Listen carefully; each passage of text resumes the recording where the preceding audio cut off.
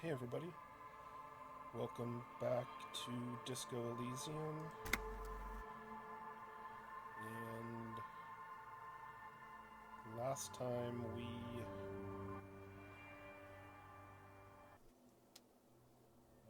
did the whole church thing and helped out with the weird experiment that exposed the pail. And I actually need to talk to the lady on the boat about the pail. I'm really low in volition too.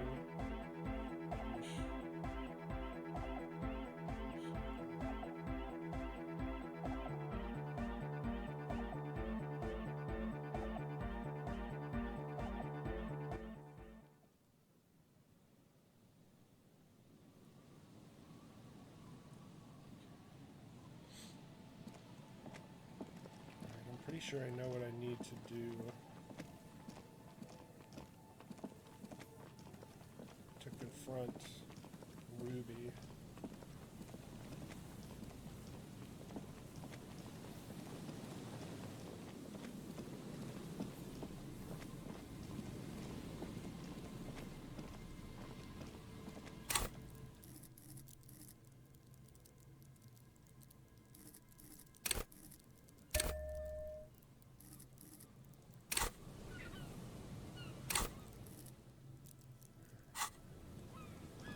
It worked.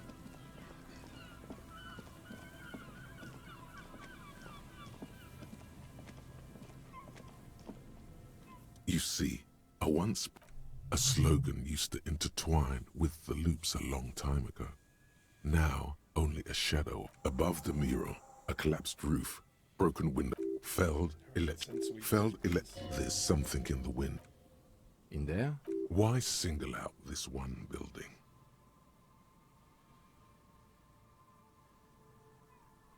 See, whenever you do an interaction that brings you closer to the community, you get better shivers, better chances at the shivers checks. Even though my shivers, like, it's 2, but it adds that many for just doing those things. Establishing the nightclub, discovering the anomaly. You almost can't miss it now.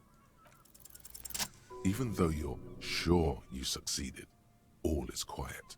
There is no cold hand brushing against your forehead, no rustle in the reeds. The wind has died down. The ruin in front of you is silent as a tomb. What was I even attempting to do here? Trying to talk to the wind, the city, whatever you thought would happen, did not. And now you're just standing there with your hands fallen to your side. Is trying to talk to the city something you've done before? Is it in your secret repertoire? A trick for when you're out of ideas? A prayer of sorts. To Revachol. She could be anywhere. How do we find her? How do we? I was really hoping she'd be in the village. Okay. She's probably north of the village, and this place is a peninsula. We already scanned most of the outdoor areas on our wild cryptid hunt, so we have an understanding of the geography, at least. And then there's the church. We've already searched that and can rule it out. I know it doesn't feel like progress, but exclusion is a step too. Anyway, we do it the old-fashioned way, sector by sector. Go over the whole peninsula, ask the locals, enter the places where we can enter first, like we did in the village. And if that fails, if we don't find her? Then, if we're desperate, we can look where we can't enter. Bunkers, storm drainage, this place. I'm sure it won't come to that. Walk the coast, the old boardwalk, the reeds. You can always come back here and talk to the wind again. Look where it already got you. An adventure awaits. An adventure on the windswept urban coast. Buckle up and raise your collar. This search is going to be wet and cold. Suddenly, there's a sigh, carried on the molecules around you, moving, flowing from high pressure to low pressure, like that of a woman emptying her lungs. She wraps the collapsing stone box in front of you in her breath, flowing through it. Where does it go? In through the collapsed roof, flowing down a concrete staircase to the basement, sweeping away footprints in the dust on the stairs. And then the beach below the boardwalk, its winding tunnels, a whisper away. What's happening? She's down there. I think she's down there, below this building. Okay. Why? Ever since I woke up, maybe even before, I've been getting these strange cold spells. Good, good. Yes. Cold spells. So basically your hangover is telling you she's down there? Yes, I can literally talk to my hangover. That's how bad it's gotten. Right. How do we get in, though? The doors were on the collapsed side of this building. They're gone, basically. Finally, my time to shine. There's a ladder next to the sign. Perhaps we can climb it and enter through the roof. Perhaps you can climb them. We are not climbing anything. I'm 43 years old, and I plan to live to see 70. There has to be a way to use brute force. Climbing sounds unsafe. Brute force is safe. Look around and find something to break if the ladder fails. Something to break if the ladder fails. A rusty ladder leads to the rooftop. Some of the rungs are missing. Yeah, that doesn't look good at all. The distances between the remaining rungs are rather wide. You'd have to use the mounting brackets. However, they seem corroded and the peeling rust is razor sharp. In addition, the first rung is going to be tough to reach. It's what, 3 meters above the ground? And you're 180? 180 seems about right. Not to mention that the roof is collapsing and the wind gets pretty brutal up there. Dismounting from the ladder is going to be hard. Perhaps if you were to not climb the ladder. What if you were to do something more subtle? What if you were to reconceptualize climbing the ladder? Astral projection. Be open-minded about this. What if I don't climb? What if I just teleport? Teleportation is not a thing. Come on, Kim, where's your adventurous spirit? This really has nothing to do with adventure. We are dealing with basic physics here. It won't hurt to try. Oh yes, it could hurt. A lot. Could very, very hurt. All you need to do is close your eyes and concentrate. Darkness enfolds you. You can feel the distance between the bench and the first rung of the ladder. All you need to is zoot, zap, pow, crinkle. It's like magic. You feel yourself disappear, your atoms fading out of existence. Oh my god, I can't believe it. Bam! You find yourself on the roof, having mastered the art of physical displacement. I did it, Kim. I teleported. I just saw you climb the ladder. You just climbed it like a regular person. The wind at the top of the building starts howling loudly, blowing away the lieutenant's voice. Faintly you hear, Never mind. Find a way to let me in when you get inside. Don't go adventuring with a backup, especially if we think the suspect may be hiding here.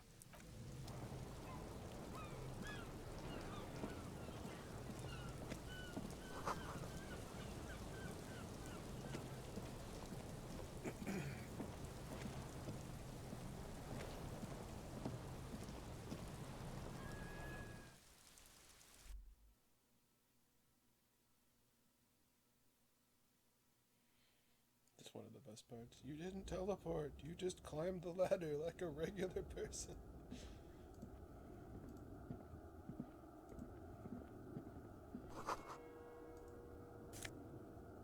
Another postcard.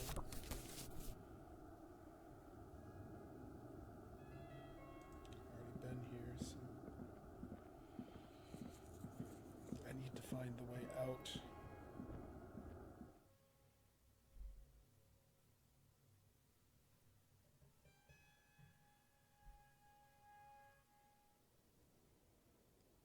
Mostly I've been relying on the autosave, but I think I'm actually gonna save it once I take out my flashlight. Got another skill point, but what I should use it for is unlocking another one of these.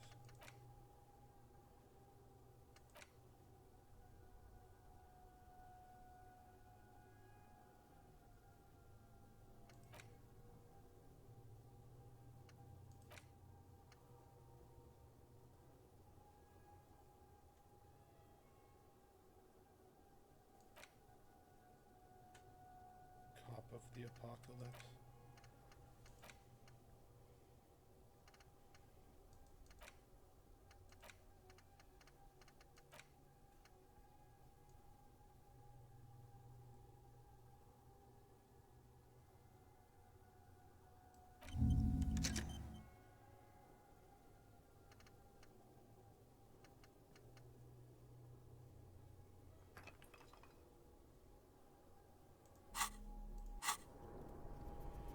Okay, I think I'm gonna actually save it now.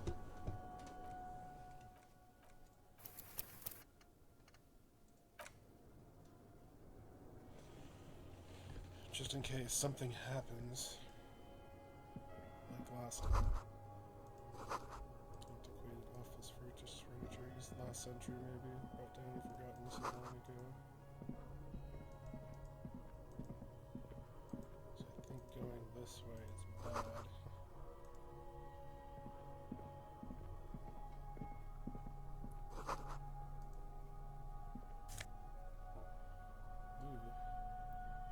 Intersolary shoot jacket.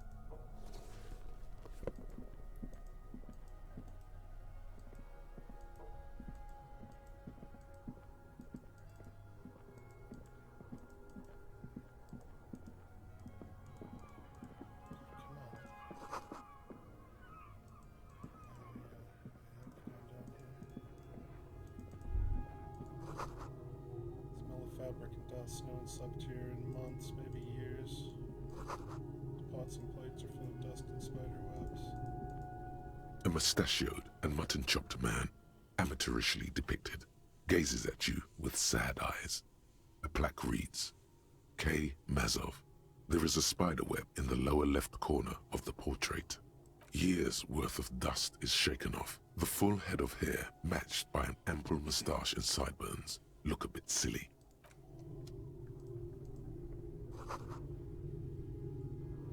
Same silt window you saw from outside. Huh, okay.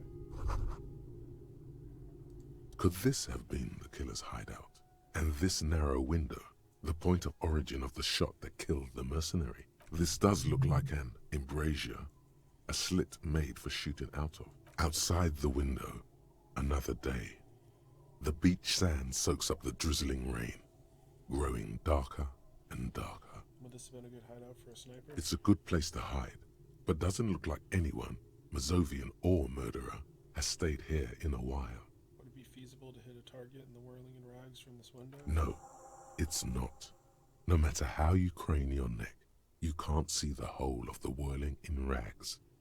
And certainly not the relevant segment of the top floor. I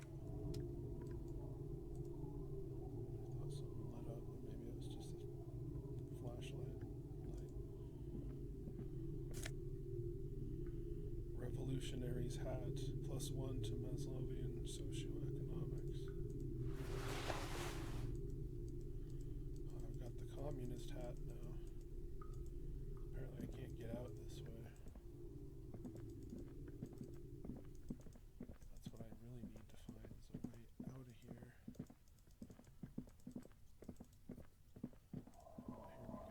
There's Kim. Two rusty metal plates that slide apart form a crude door.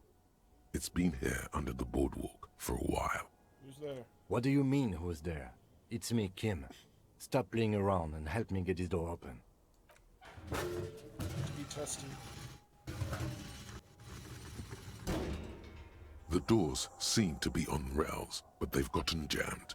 You grab a side and put some strength into prying it open. With the help of your partner, the two metal panels slide open with a creak. Huh. I hope no one dangerous heard that. How did you even get in there? After you climbed up to the roof, you mean? There's a maintenance entrance under the boardwalk. It's next to a drain pipe, possibly a storm drain. It was easy to miss before. He's quite proud of himself. Could have saved me the effort. At least now we have an exit, so let's get going.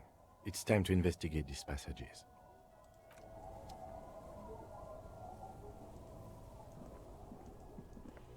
Alright, so I've investigated most of it already. But now that Kim's here, I don't need to worry about dying. At least I don't think I do. I do only have the one volition, so that's bad. More soul appears more warm than the other.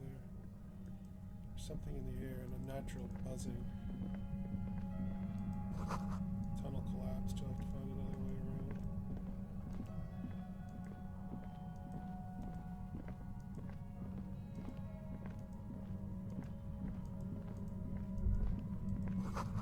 It's getting louder, the buzzing sound. There it is again, like a swarm of hornets buzzing under your scalp. A strange tingling you can almost smell. Lieutenant, do you feel something? No. What do you mean? Pain, a strange tingling. I don't feel it, but we should still be careful.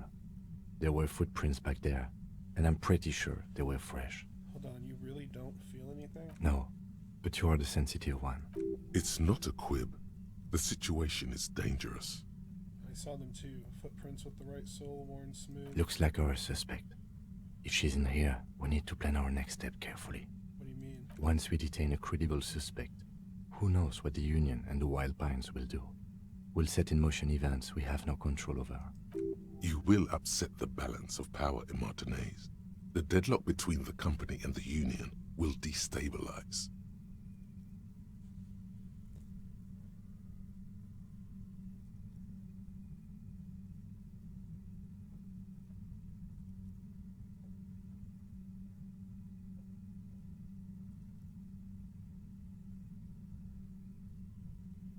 We know what Joyce knows about the murder, but I may have other things to discuss with her. Yes. There won't be time for that once things go down.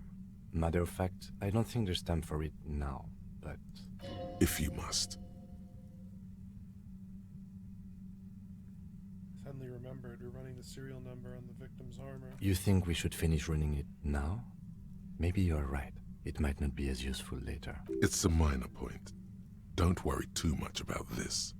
There are bigger fish. We've checked the buoy with Clausier's documents. I want to hear her take on why it was empty before. Okay. Why not? Whatever goes down might also affect her. The Union is watching her closely now. Not closely enough, you suspect. But still, good idea to visit her once more. How bad do you think things could get? Well, we are not responsible for what we can't predict, are we? I don't think the entire city will be razed to the ground. If you can't predict it, there's nothing you could have done. What do you think's waiting for us in there? I think I see a cavern. Maybe more cellars? I think we've been careful enough. We still have the element of surprise. I wouldn't be so sure. You haven't exactly been sneaking. Or maybe not. Either way, once we go deeper, there will be no turning back. Alright, fair enough warning. So that's the that's the trigger of the end game. So I'm not going to do that right now. But we do have the way to get in. And we passed all the checks and everything. I don't know why my throat's so bad. It's been smoky out, so that's probably what it is.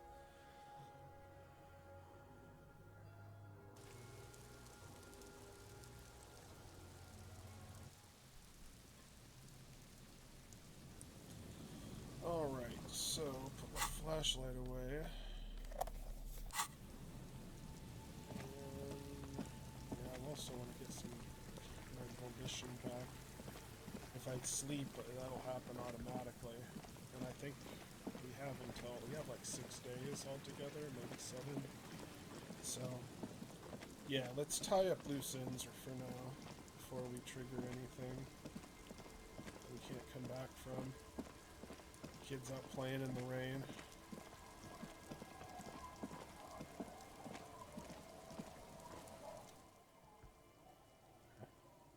Tequila Sunset. Have you seen a red-haired woman named Ruby around here lately? Can't really remember seeing any women after losing my keys. He really has no idea who this Ruby is, sire. Hey, sorry for being a buzzkill earlier. I'll supply the booze if you'll supply the stories. Wonderful.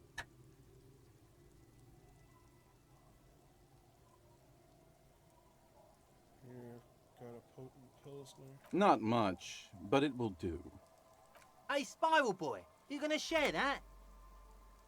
Don't call Abigail! Shut up, guys. I'm telling a story here. Something happened to you. Something happened to me, too. My actual name is George. But around here, you already know. I was once a reasonably high net worth individual. A founder slash junior partner at a high concept creative services agency. When my story begins, I had just landed a major contract with an insurance firm. I used the profits from my agency to finance what I called a cultural incubator. Abstract value generation, value per person, high concept stuff. I developed the paradigm, worked within the paradigm, but the burden of leadership weighed heavily on me. So I went jogging every so often to keep myself sane. Wait, how many people did you have working for you? 22 full-time employees, an all-star team, a potentially historical set of individuals. Worrying about them often kept me up well into the morning hours. Did the jogging help? It did. With my trusty Sansarique tracksuit, I felt like I could conquer the world. But now dreams are worn thin, much like my tracksuit. What happened? One day I left on my evening run. As you may know, it's impossible to clear your head when you're distracted by the sound of keys jangling in your pockets. His eyes are clouded, his dilated blood vessels encircling his irises like stinging brambles. His eyes are your eyes. So I removed the key ring and put the keys for the front gate and the apartment into different pockets to stop the jangling, you see. At least, that was the plan. I was halfway done with my usual lap when it started to rain. The reality situation became very wet, very quickly. How wet are we talking exactly? It was a day not unlike this one here. I made my way back home and discovered that I didn't have the key to the front gate. I'd mixed it up with the key to the letterbox, which was useless. Naturally, the situation required me to climb over the gate, which I did. There was no climbing down because I slipped and landed on my ass. Ouch. Ouch, indeed. Reality was looking rather grim just then. Me lying on my ass in a mud pit in the middle of a heavy shower. But when life knocked me down, I always got up. So I made my way across the yard. Standing in front of my apartment door, fumbling with my pockets, I realized that I'd also forgotten my apartment key. You gotta be shitting me. I wish I were, Tequila. I wish I were. Instead of my apartment key, I'd taken the key to the office. Okay, so what happened next? I rang my neighbors' buzzers. It was late, and most of them didn't even answer.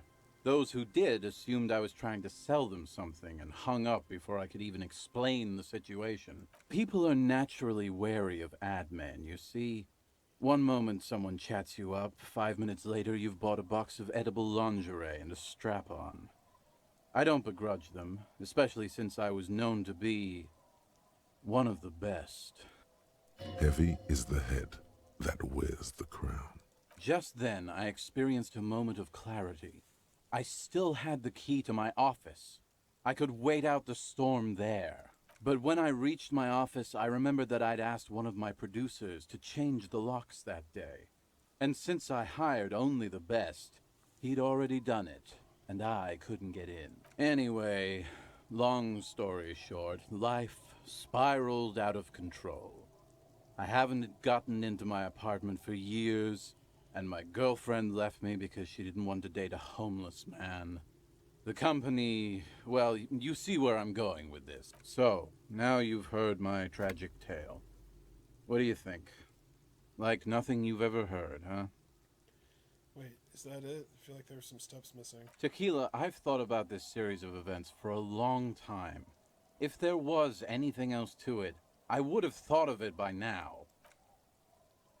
Why didn't you go to the authorities?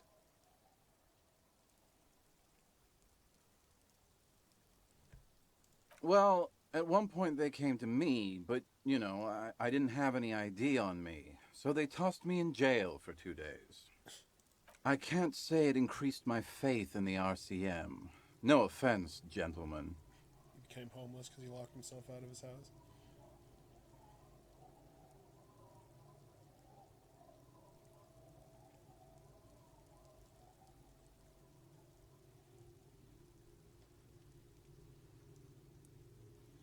I'm almost homeless myself. Doesn't seem too bad. The hobo lifestyle definitely has some perks. Not having to pay rent, first and foremost.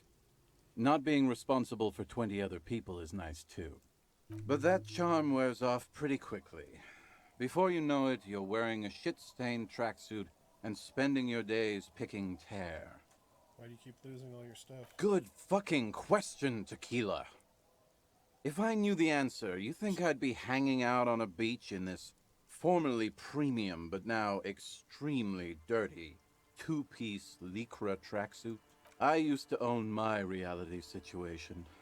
My business buddies and I had our own creative services agency. I had a nice apartment, an even nicer piece of ass. But somehow it all got away from me. Now I can't hang on to anything. Just last week I stole this nice new jacket, but then I lost it too. The only things I haven't lost are these two drunks. You of all people should empathize with this. Perhaps this lost jacket is something you could help with? What's the name of your agency? My agency, man. The Boom Boom Room. Our concept was combining high art with the lowest forms of marketing. The color red, breasts, and oil painting. I convinced my partners to reinvest some of our profits in an even more high-concept cultural incubator called Thin Air. The artists were happy, the clients were happy. I was financing a group of poets in East Rebishal who were developing a new universal poetic language. But then it all went to shit. Sounds intriguing. What say you, Art Cop? If it sounds like it makes no sense, that's because it doesn't.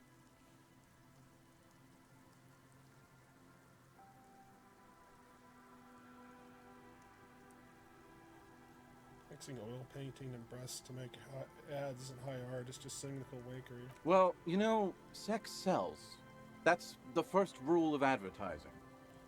Maybe, but it's still tired. Maybe you're right. Who knows? Maybe we were behind the curve? We were fucking rich, though, that much I know. What's up with the tracksuit? What? You've never seen 100% lycra before? Go on, feel that primo material. Pretty nice, huh? This might be one of the last of its kind. Should probably be in a museum, honestly. Despair creeps into you, getting fat on your weakness. Whatever noble intentions you once had as a police officer, it's eating them all up now. You're still coming up with sentences. That's a step up from total annihilation, right?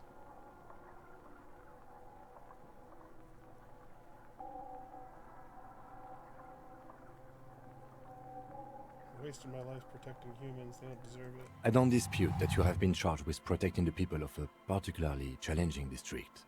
But poverty does not make one a loser.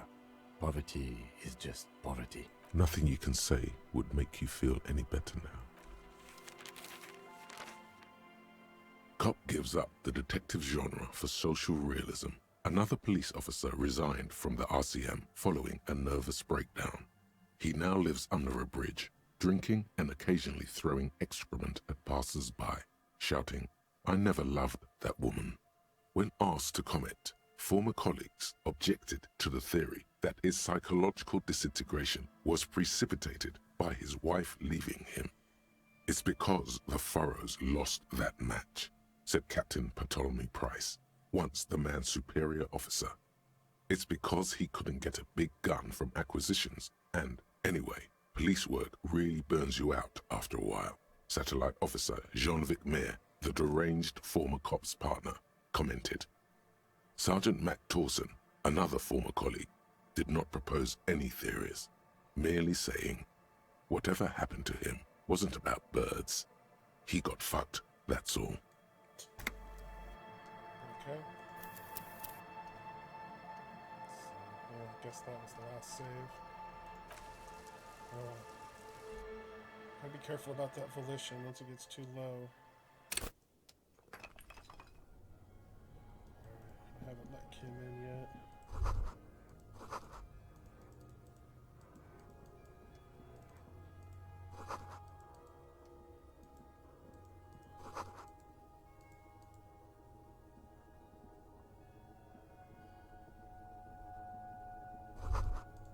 This isn't just glass.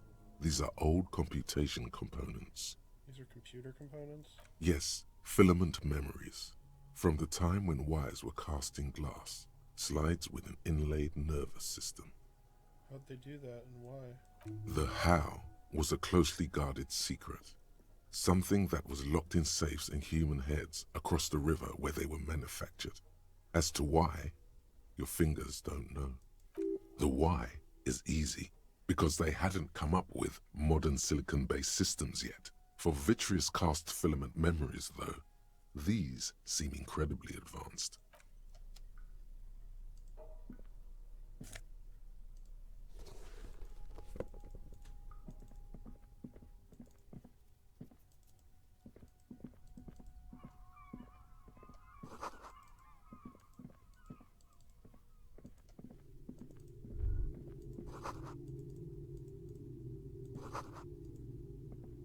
A mustachioed and mutton years worth of duck.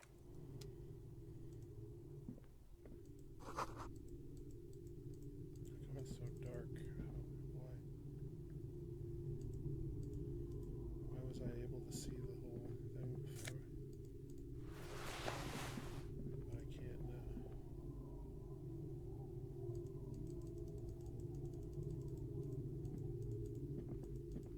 Kind of strange, no?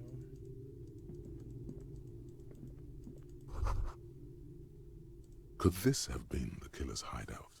And this narrow window, the point of origin of the shot that killed the mercenary? This does look like an outside the window. It's a good place to hide. No. I think I'm just gonna leave Kim. It's a good place to autosave.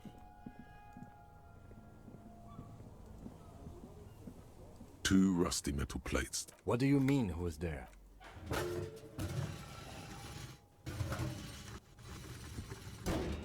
The doors seem to be... Huh. After you climbed... He's quite proud of himself.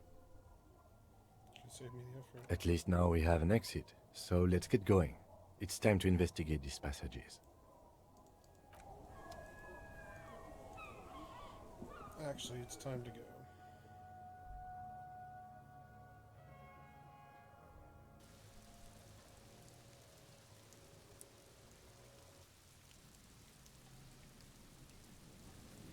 That's how you get back there.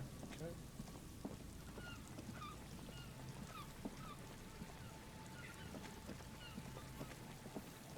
Alright, no more sad stories from bums.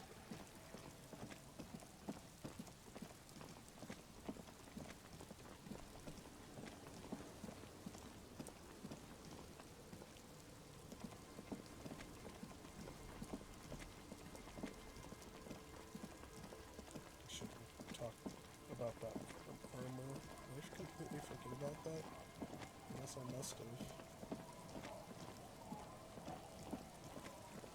Then I started living in that cabin and not seeing the car every morning.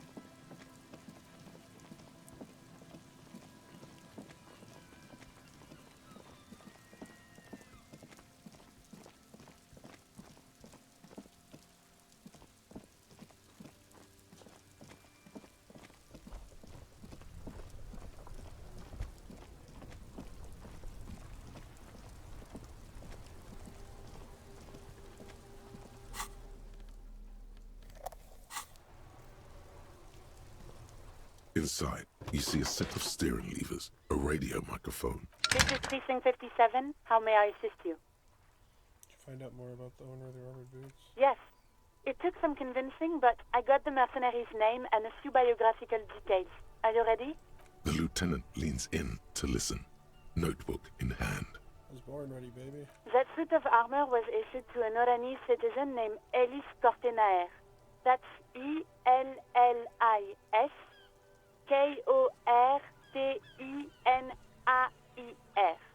Exact date of birth, unknown. He was signed into the Lelystad County Neonatal Care Unit on 28th of February, 09. He was found as a newborn in a leaf compactor near an abandoned farm. He spent 4 months in the neonatal unit, survived apparently, and was assigned to a foster family at 2. According to Clausia, Lele said his real name wasn't really his.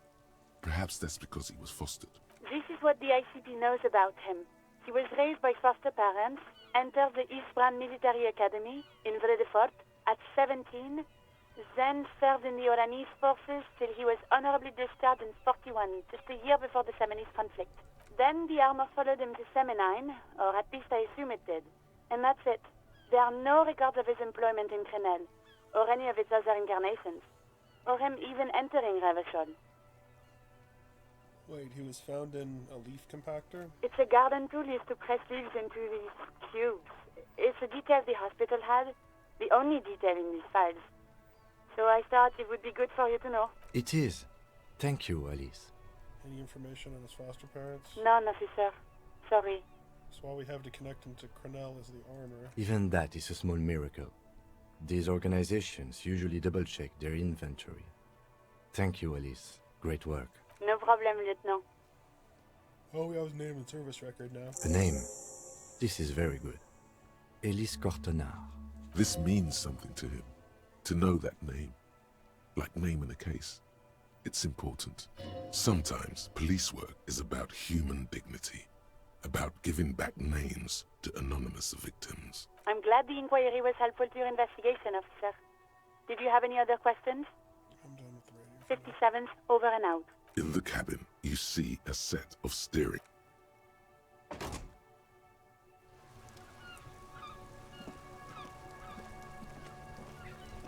guess we can talk to her.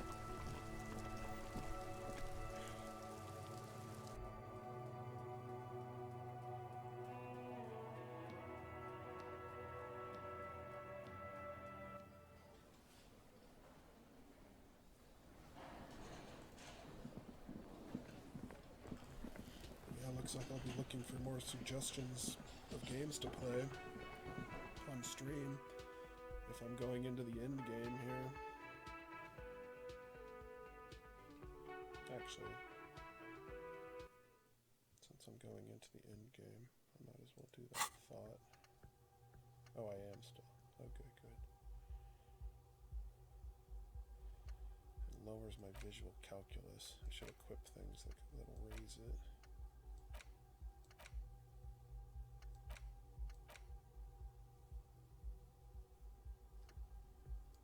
Still have 2 skill points, is that what that's saying? Oh wow.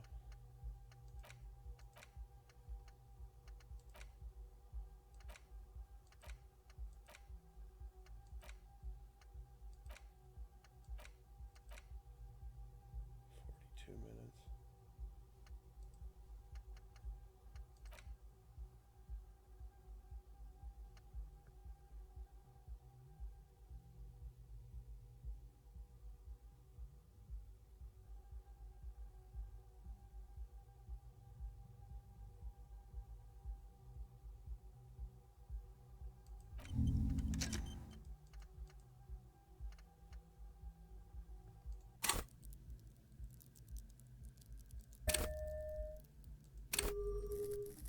Oh, I guess it doesn't take one to, I like having low authority. I should do that. See, now I won't kill myself, hopefully. See if she's flown the coop yet. She might not even be here. I'm kind of surprised if she is, since we already refused to arrest her. That stuff was gone. Wouldn't she be with it? Guess we'll find out.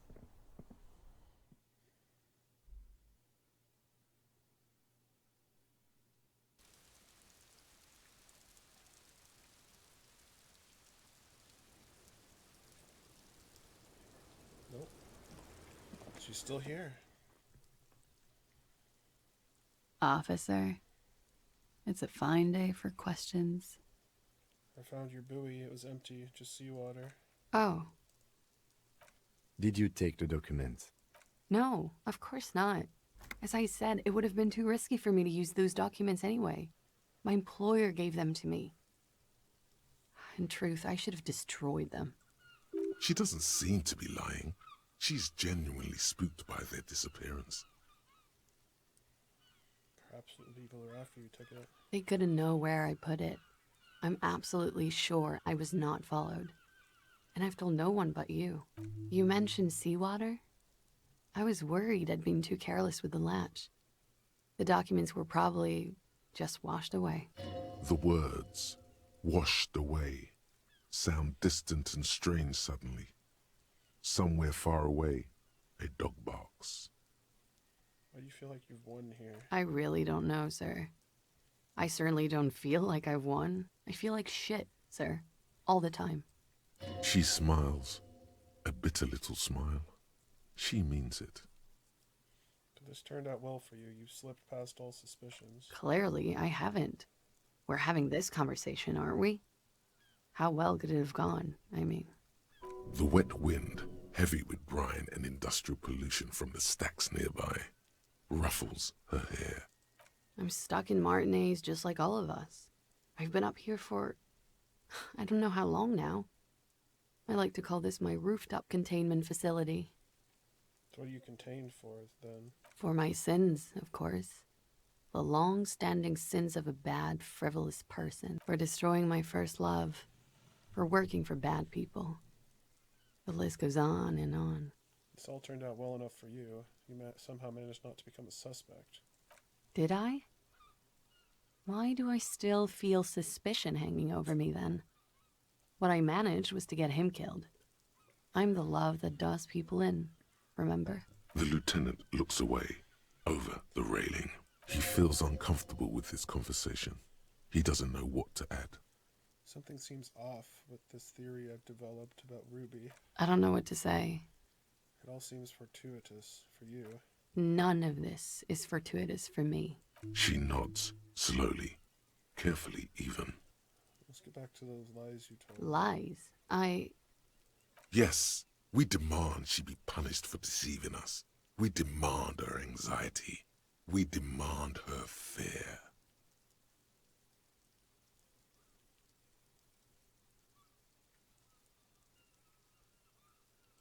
She slowly lights another cigarette and steadies her breath, as if in the presence of some tiger.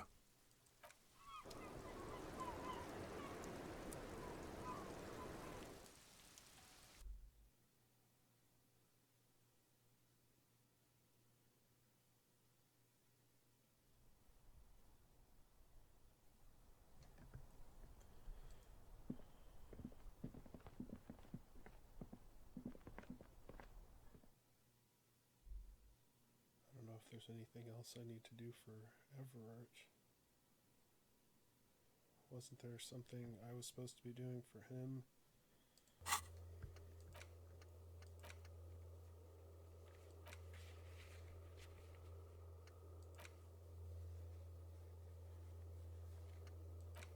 guess I should check more of the bullets.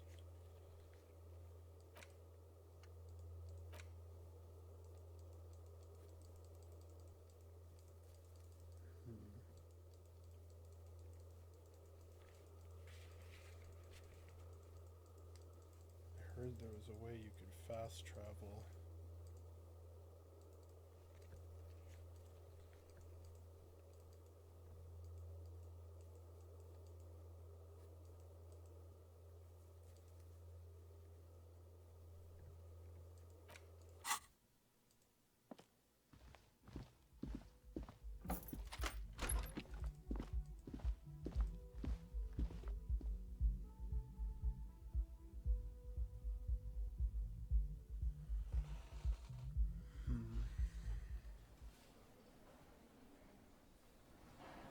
It's too early to get rid of Kim. Again? I can't believe this shit.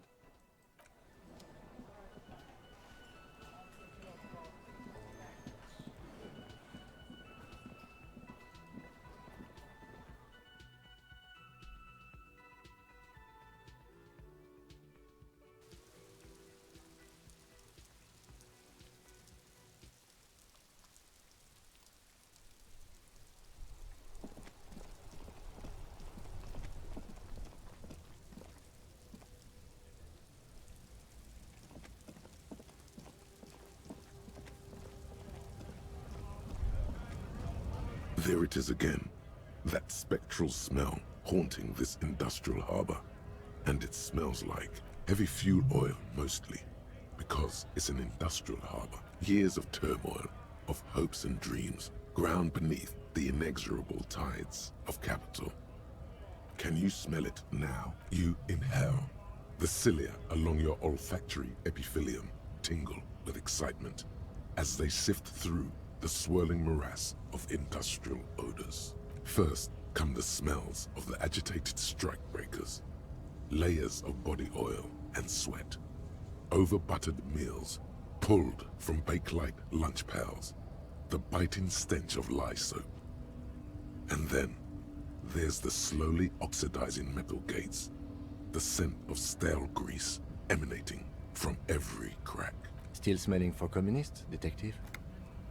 What makes you say that? No offense, detective, but you are not particularly subtle. The lieutenant's right. It's sort of amazing how unsubtly you're sniffing the air around you. Almost like you're trying to call attention to yourself. What the lieutenant thinks is irrelevant. Your politico-olfactory cortex is lighting up like a holiday display.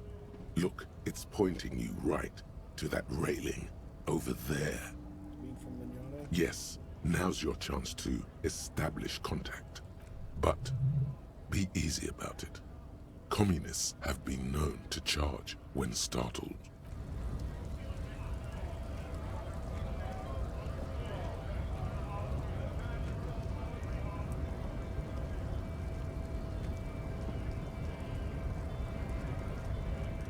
Hola, Wandering Man. How can I help you? Listen, brother, there's something important I need to talk to you about. What's that, boya? Now's your chance. Remember, communists are notoriously skittish, so it's best to insinuate your way in. Involves our mutual friend Kras. Don't think I've ever met a Kras personally. Then again, I've never been to Grad. I'm investigating a particular smell, one with revolutionary implications. Could be coming from one of the jam lorries. Cargo's been sitting out for a while. Okay, maybe it's time to abandon the subtle approach. What I'm trying to say is I'm looking for communists, you know any? Ah, now I see. Can't say I'm surprised. You seem to take your communism seriously. Not a bad thing, mind you. It's good for a man to take time to think about the whole socio-political world picture. Oh, he certainly likes to take his time with things, especially when politics are at issue. So you've given up copying and now you're hunting comunistas. Care to say why? I'm on a quest to develop my political potential and I need their help. A fellow plains roamer in search of greater understanding. A classic story. I wish I could help. Unfortunately, I don't know many comunistas. I think you said you're not really a communist, but aren't you actually a communist? Maybe, maybe not. Either way, I'm not institutional. A man's got to blaze his own trail, in my book. Blazing his own trail, being his own man.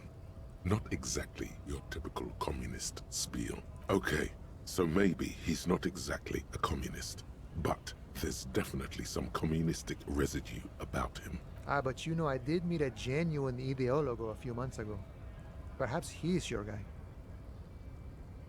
Did you say his name was Steban by any chance? Didn't say anything about his name. Wasn't this sort of encounter where names matter? How did you meet him? It was late one night as I was leaving the harbor. He was waiting on the corner in a bright white jacket. Classic Sarameritian style. He asked me for a light. We shared cigarettes. Then he asked me if I ever thought about getting into some of the extra physical branches of communism. Hang on, what does that mean, the extra physical branches of communism? No idea. I took it to mean he was asking me to join some sort of underground cell. A very old school organizing technique. The sort of thing comunistas used to do before the revolution. What did you tell him? The same thing I always tell people who try to press some claim on me. I said, every boyadero rides alone. Okay, so how do I find this guy? I couldn't tell you. Once I declined his offer, we finished our cigarettes and he disappeared back into the night. Just before he melted into the shadows, he turned to me and said, "Remember Dobrava and Abadanais." And then he was gone. Or Dobraba and Abadanese? I don't know. Guess not everyone remembers. What do you think it means? Been wondering about that myself. Some comunista inside talk with me. Not meant for the wider public. They love that kind of thing. You'd have to ask someone who knows this ideologo personally. Not to interfere in your personal errand, but it might have something to do with that passphrase Cindy mentioned earlier. I was totally about to say that. Of course you were, Detective. Apologies for interrupting. Just in time. The faithful partner arrives with the key that turns the lock. You two make a good pair. I salute you, boyas, and wish you good fortune on this grand ideological quest. The man whispers a jaunty tune. A coastal breeze ruffles his hair. Good talking to you. Gotta run. So now I can go to the communist meeting. 2200. Okay, so I still got a little bit of time. Since I'm kind of wrapping things up here, I'm kind of trying to go on a tour of everybody I can talk to. Should I bring Kim to the communist meeting? That almost seems like something that should be done solo.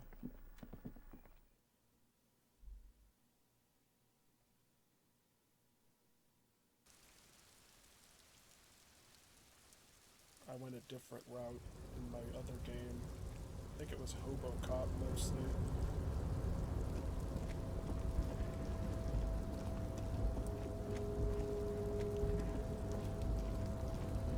I also want to see if I can try that check one more time.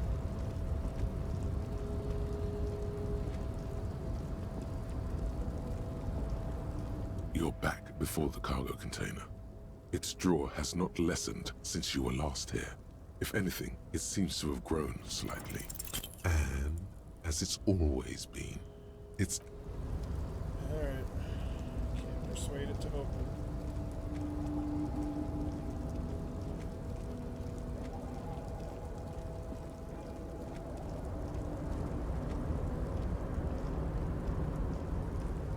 Oh, hey, mister. I knew you'd be back to talk with old Leo here. Yes, I did. Yes, I did. It's like Lady Larice said when she opened a bathhouse in the basement of my apartment building. They can only get so far before they're aching to get back.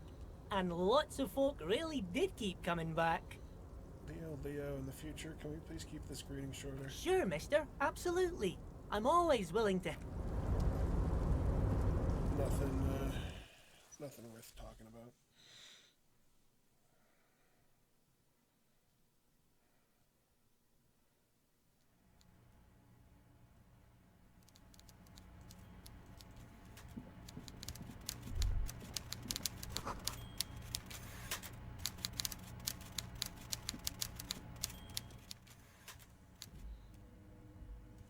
Mr. Dubois, I hear the meeting with Titus was a glowing success. That's such a relief.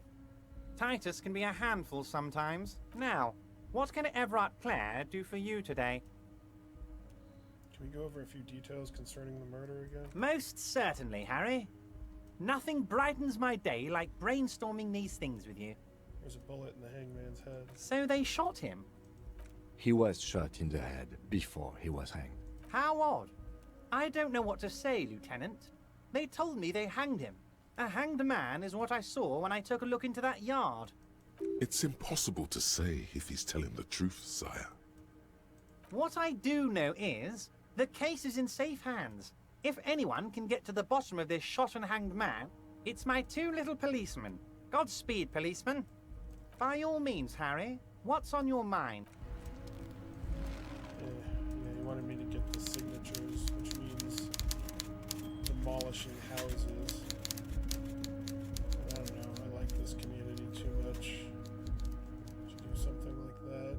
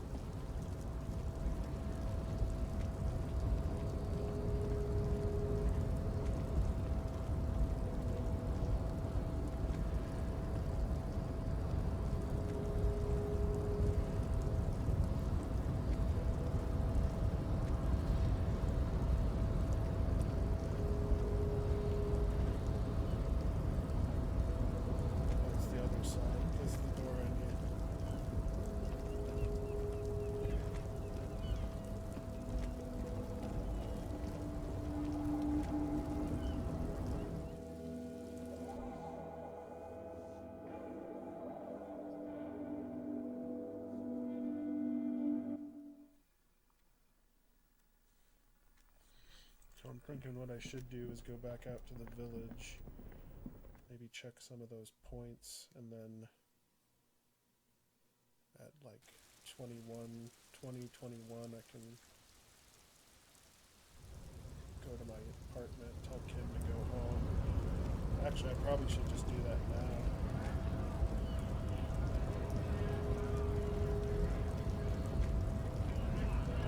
Let's see how much time I can make.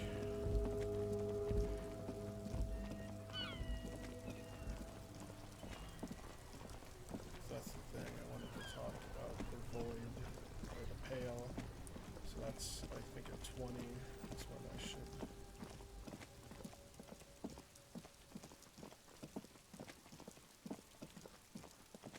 Go into my cabin and tell Kim to take the night.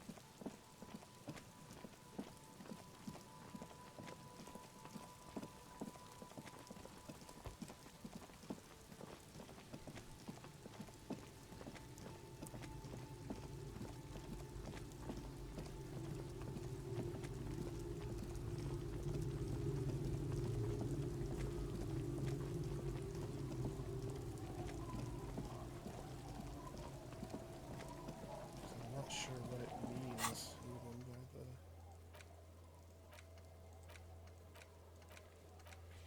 the lands in an island.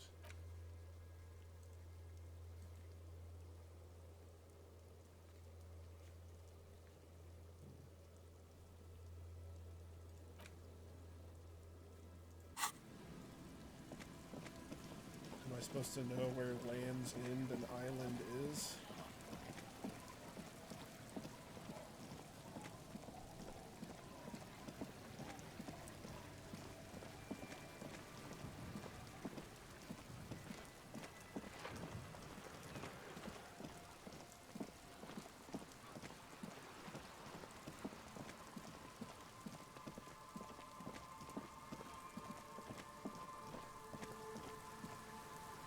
Nothing back here. Just the back of the church.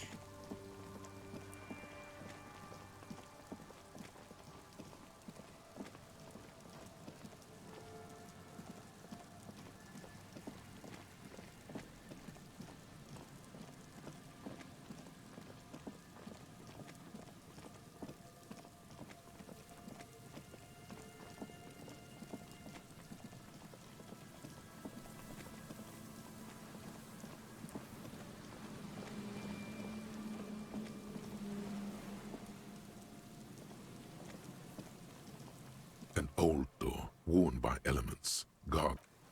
What about the super multi-tool? An old door, worn by elements, guards the depot. The wind has blown a sand dune in front of it. The door hasn't been... You rattle the handle a bit, then push on the door with all your weight.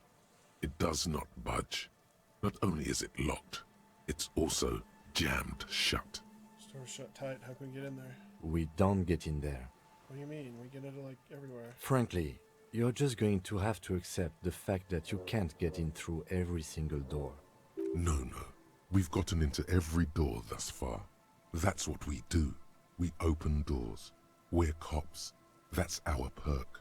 Even Everard knew that's a part of our MO. That's who I am. That's who we are. Yeah, I understand you. I like opening doors as much as the next guy. But this one is simply beyond repair, and we don't have the resources needed to open it. Relax. No one's hiding in there. If we can't open it, others can't either. And at least you can think about opening it, about doors in general. They are, after all, fundamental to your life. Perhaps something useful would come from this.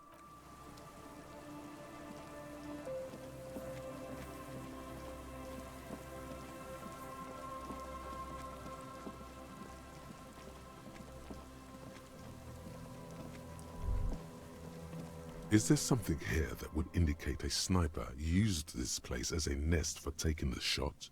Just some urban detritus, a bottle, and a dilapidated old comms tower. In the distance you can hear the breakers roar. I don't see it, Lieutenant W. Freitor. I don't see a person take a shot here and hit something there, in the whirling in rags. Maybe the campfire was used by the perpetrator. To warm his hands before pulling the trigger? Perhaps, but anyone could have made this. The coast is specked with fires this time of year. Truthfully, this seems like a very poor choice to take a 1.2 kilometer rifle shot from. Visibility is awful. There's water vapor everywhere. I think we can rule out Biddable Prime, was it? Maybe the assailant climbed the comms tower, took the shot there. It's not possible to climb that ladder. And even if it were, why? There's no platform up there to aim from. It does look extremely rickety, and wouldn't help much either. What about the cigarette butts? Those? A smoking assailant who favors Tumutiri to Astra or Johan? Cigarette butts are everywhere. This is a common brand for all men. Still, you felt it was important enough to make a mental note. That means something. You didn't pay attention to any of the other cigarette butts on the coast. Look over the water to the whirling in rags. There, 1.2 kilometers over the cold water of the bay, through a thick snowstorm melting flake by flake in the waves, you see the smallest rectangle, barely visible. It's late. There is no light on the third floor of the whirling in rags. No shape moves behind it. Glazia must be out on the town. Well, at least Kim is ruling this out, so I guess that means it's ruled out.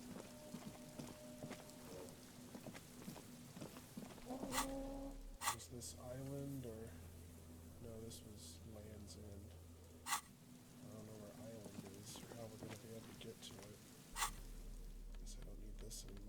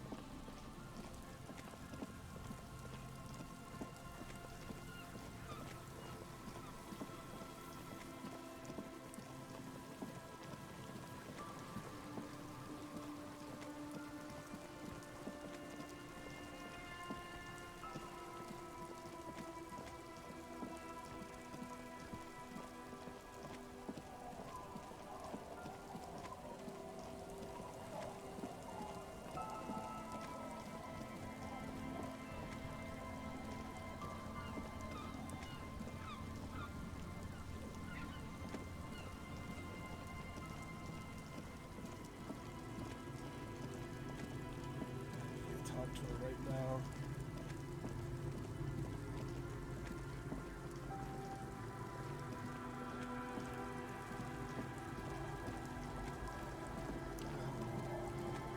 Why not ditch Kim right now?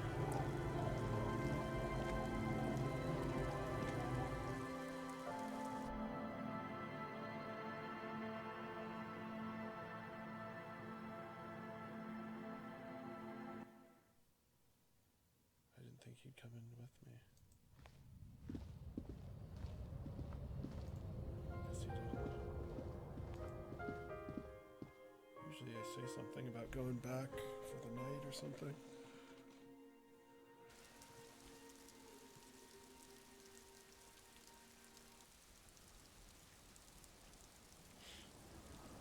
Oh, he's just waiting outside. God damn it, Kim. Maybe I have to wait till after 21.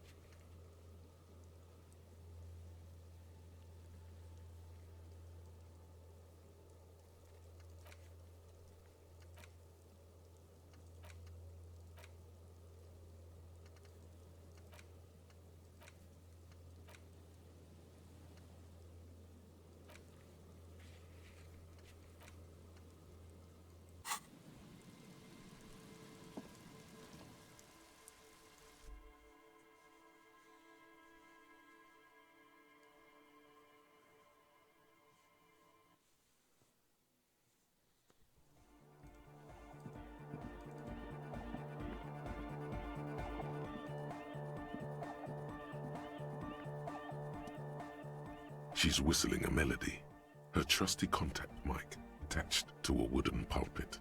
At the sound of your footsteps, she stops what she was doing and turns to you. Hey there. I've been recording some new audio from all these beams and rafters. The sounds travelling through the wood are pretty cool. Creaks and stuff. Like you're underwater, you know? But like, underwater inside a tree. But that's not really what I wanted to talk about. I wanted to thank you instead.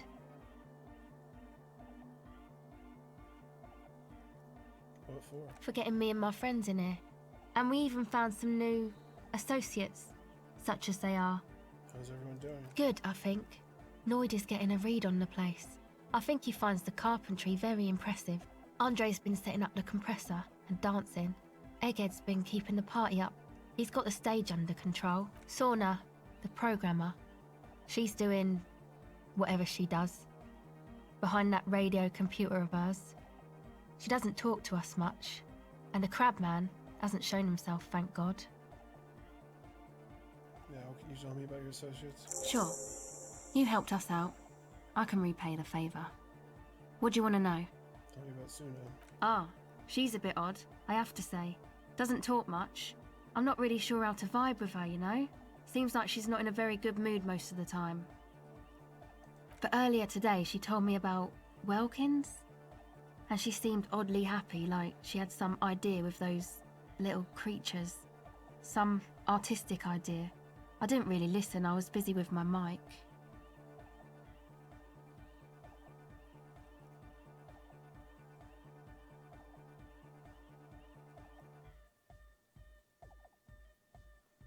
Oh, the crab man. Still gives me the creeps the way he moves. But he doesn't actually come down that much, just climbs around the rafters.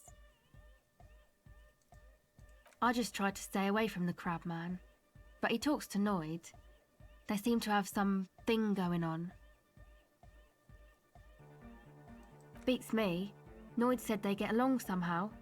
They're both crazy enough, I guess.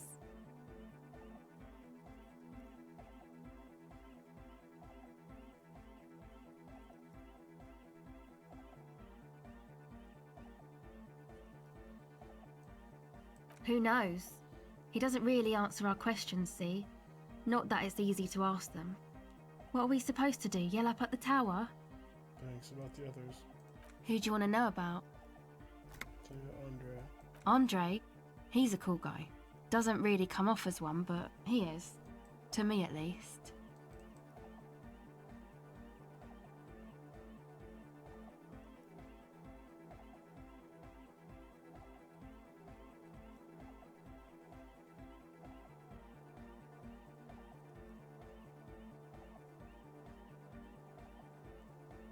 He takes care of shit.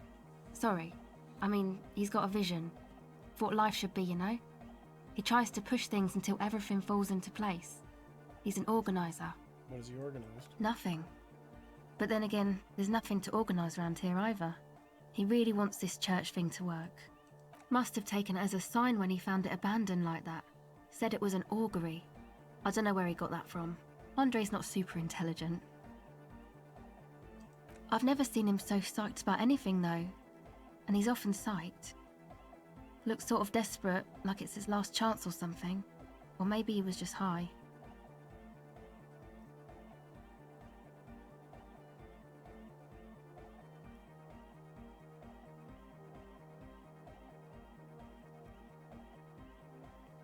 I mean, not that he does drugs, just high, you know. Yes. Anyway. Could be that he's balding. Him thinking it's his last chance. Come to think of it, yes. This is the first time you've heard her laugh. He's in some kind of a self-destruction mode with that hair of his. Bleaching it like that. Probably wants to get rid of it altogether.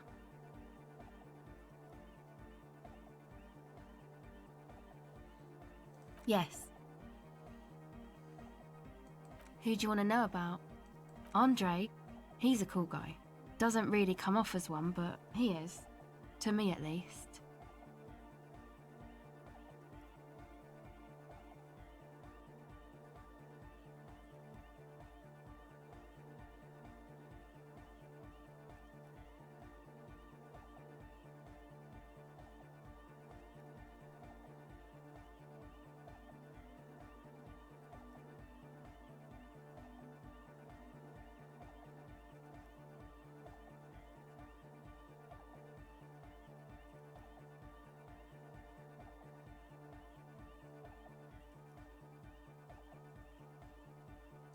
He takes care of shit.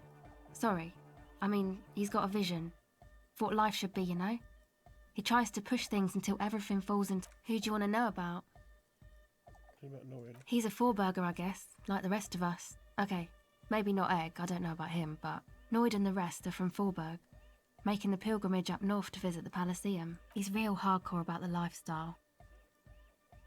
What does he do? What do you mean, do? Like, for a living?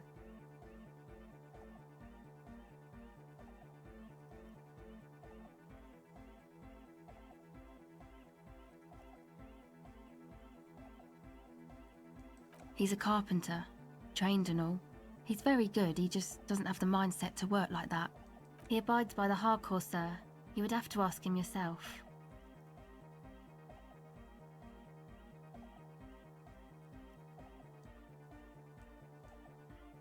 Sir, I abide by the law. A strange feeling. Every now and then, something feels off about the way she speaks. She doesn't change tone, but you feel as though there's more about her than she lets on. It's just something poor Forburg kids do every spring. To pass the time, we walk the entire length of Boogie Street, up to Jamrock. Or as much as possible. Why wouldn't it be? I don't know, man. Have you been down Boogie Street? It's a little bewildering. Okay. Then you should go and take a look, I guess. Boogie Street is cool. It's got a lot of immigrants and all kinds of different people. Yeah. I hope you do.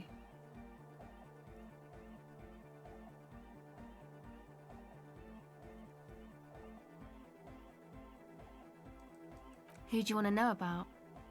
What's he do with Egghead? What do you mean? What does he think he's doing when he yells all that stuff? Oh, that. He's the party boy. What's party boy? Anodic music doesn't really do vocals in the traditional sense. Vocals are thought of as rock. That's to say they're a bit backward. No offence if you like rock music though. Rock music's cool by me.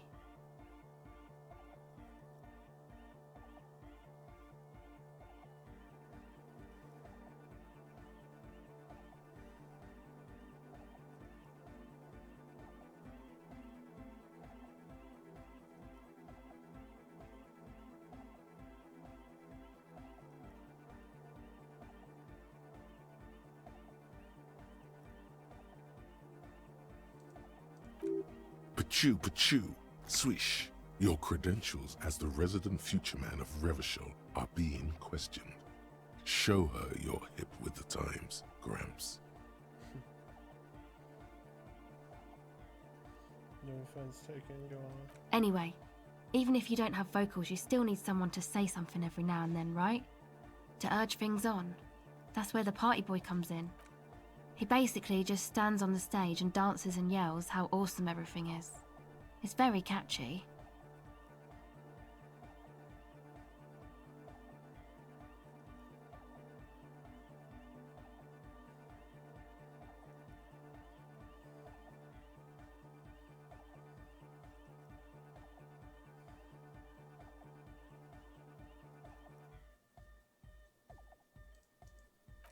I understand. People are usually afraid to do things if others aren't already doing them. Dancing makes you dance, like sneezing makes you sneeze, or yawning makes you...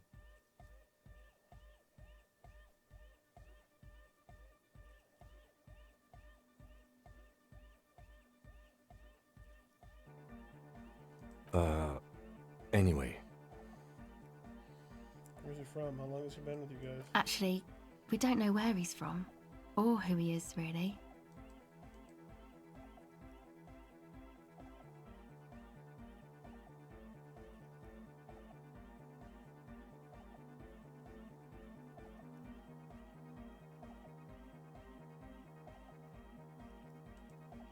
One time we were out partying somewhere in backwater Forburg.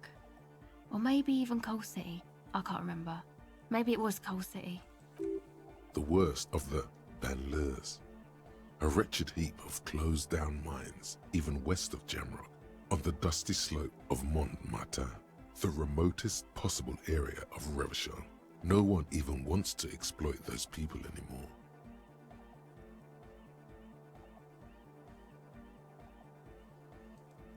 Egg was yelling along to some jam someone was spinning, all night long. Just kept yelling until he didn't have a shred of voice left. When the sun came up over the mines. There were mines?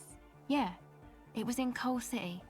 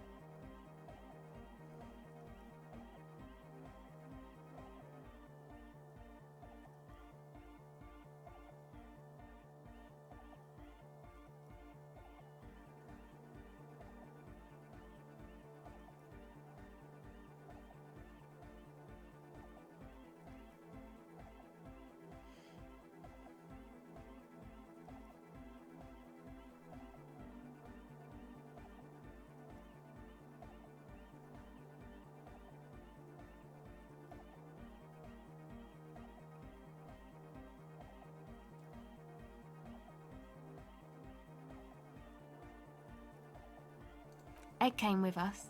He made this wheezing puppy dog sound all the way back.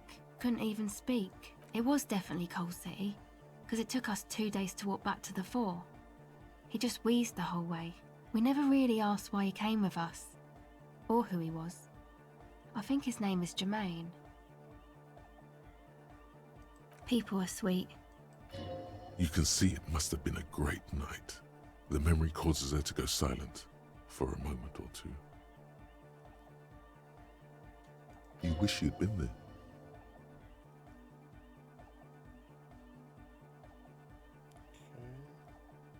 Oh, that. He's the party boy. A Nordic music doesn't Pachoo, pachoo, swish. You're Yes, forever.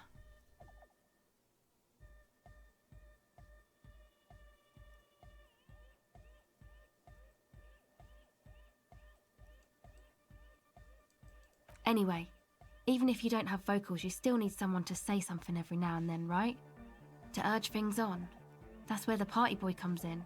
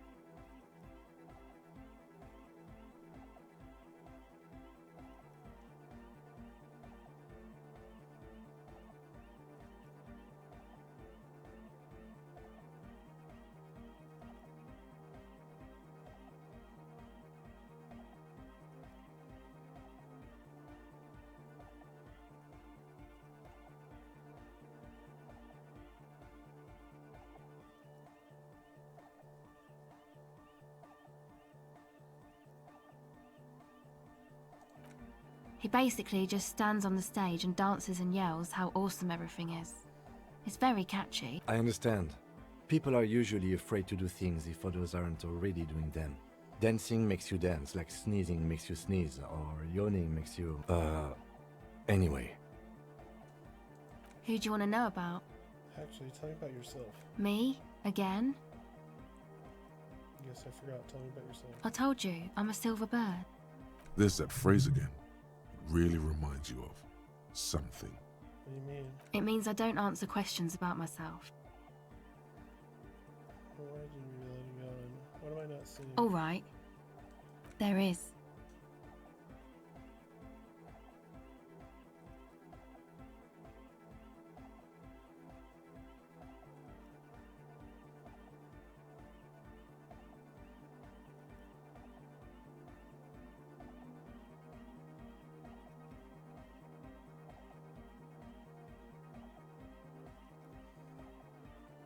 Thank you. Sure.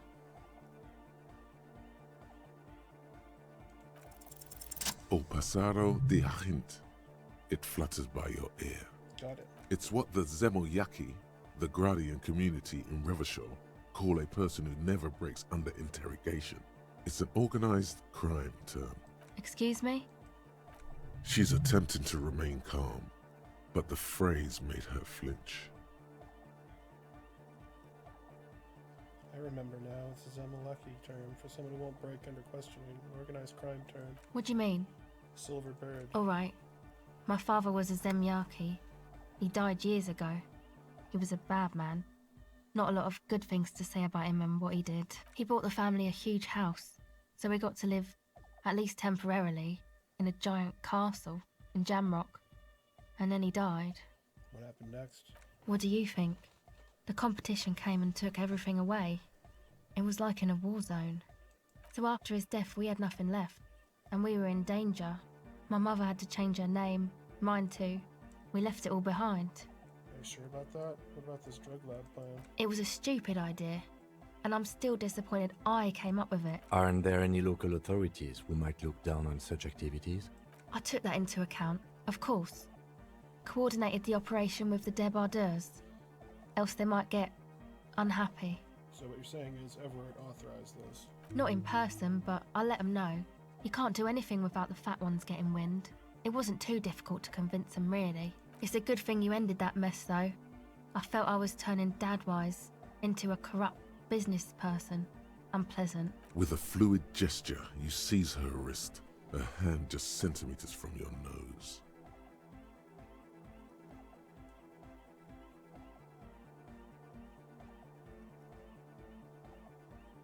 It's all good. It's just something to think. Do. It's for the best.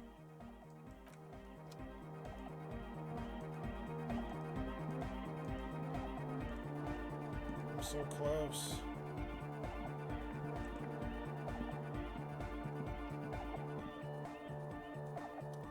Oh, hey, man. It's good to see you. Dance. Goodbye, officer.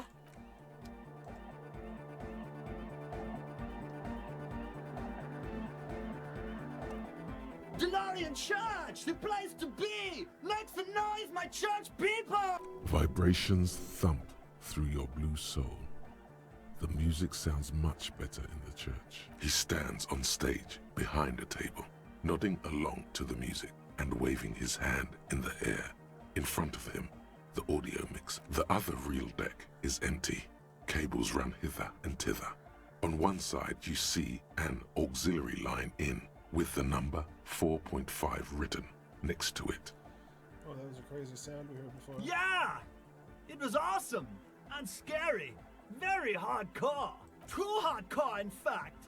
I couldn't control it at all. What happened? It sucks up all the air in the mix until it's the only thing left. Starts compressing itself and everything around it. Completely fills up the headspace. Extreme. Inside your chest, the heart beats still with the after effects of the sound.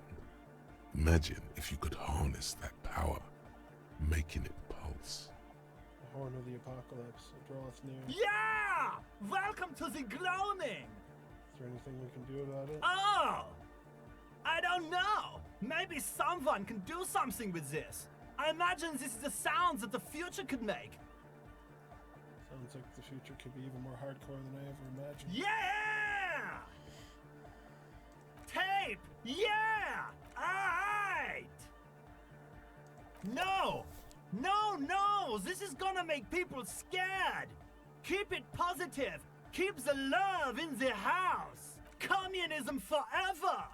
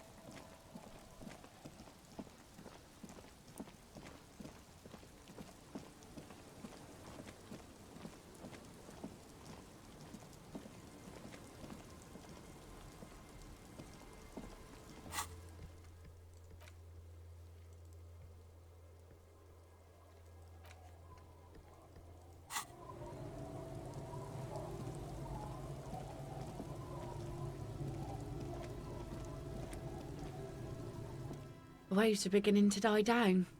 Look at those little bastards.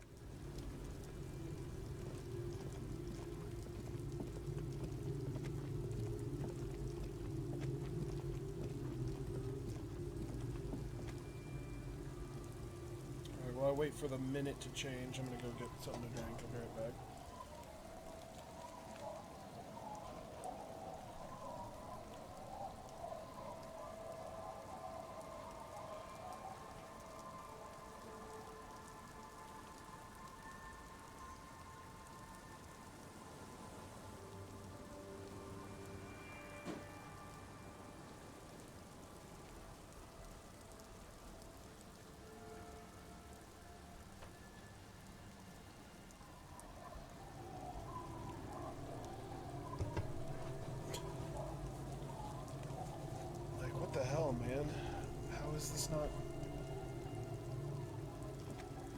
time stand still?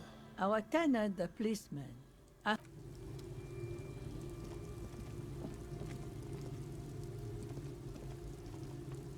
The scruffy-haired little boy kicks a stone while the other watches him do it. Is Lily your sister? Yes. Yes? Yes. That's it? You're being laconic about it. It doesn't look like he knows what that means. Kids, have you seen any bad people around? What bad people? I don't think questioning 4-year-olds without their parents present is gonna crack the case. Alright, maybe you're right, Kim. Maybe you're right.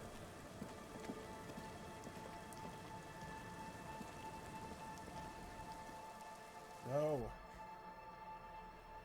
I want Kim to leave.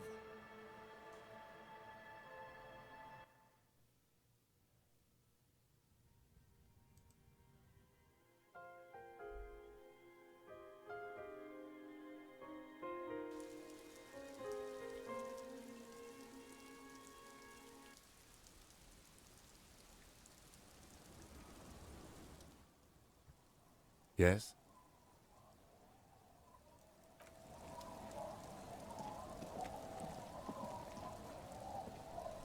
Yes? What do you want to know? Good.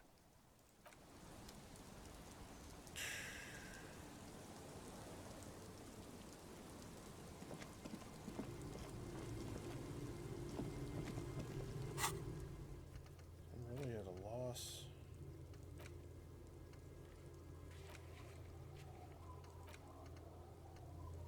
I know I need to go to the meeting. I know I need to...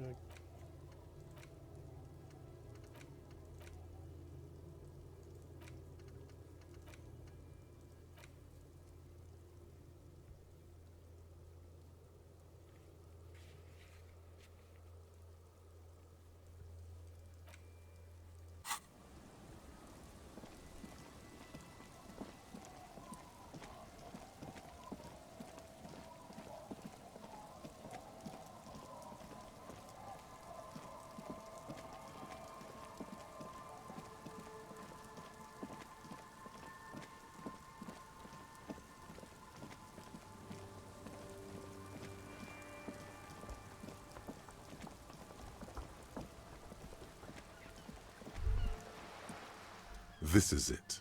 The scene of the party. The fire pit. Cigarettes and empty bottles all evidence it. Hold up, don't you mean scene of the crime? Not as such. I'm talking about what came after the party scene. Yeah, it sure does look like a lot of folks partied here. Looks like they were here a while, judging from all the bottles.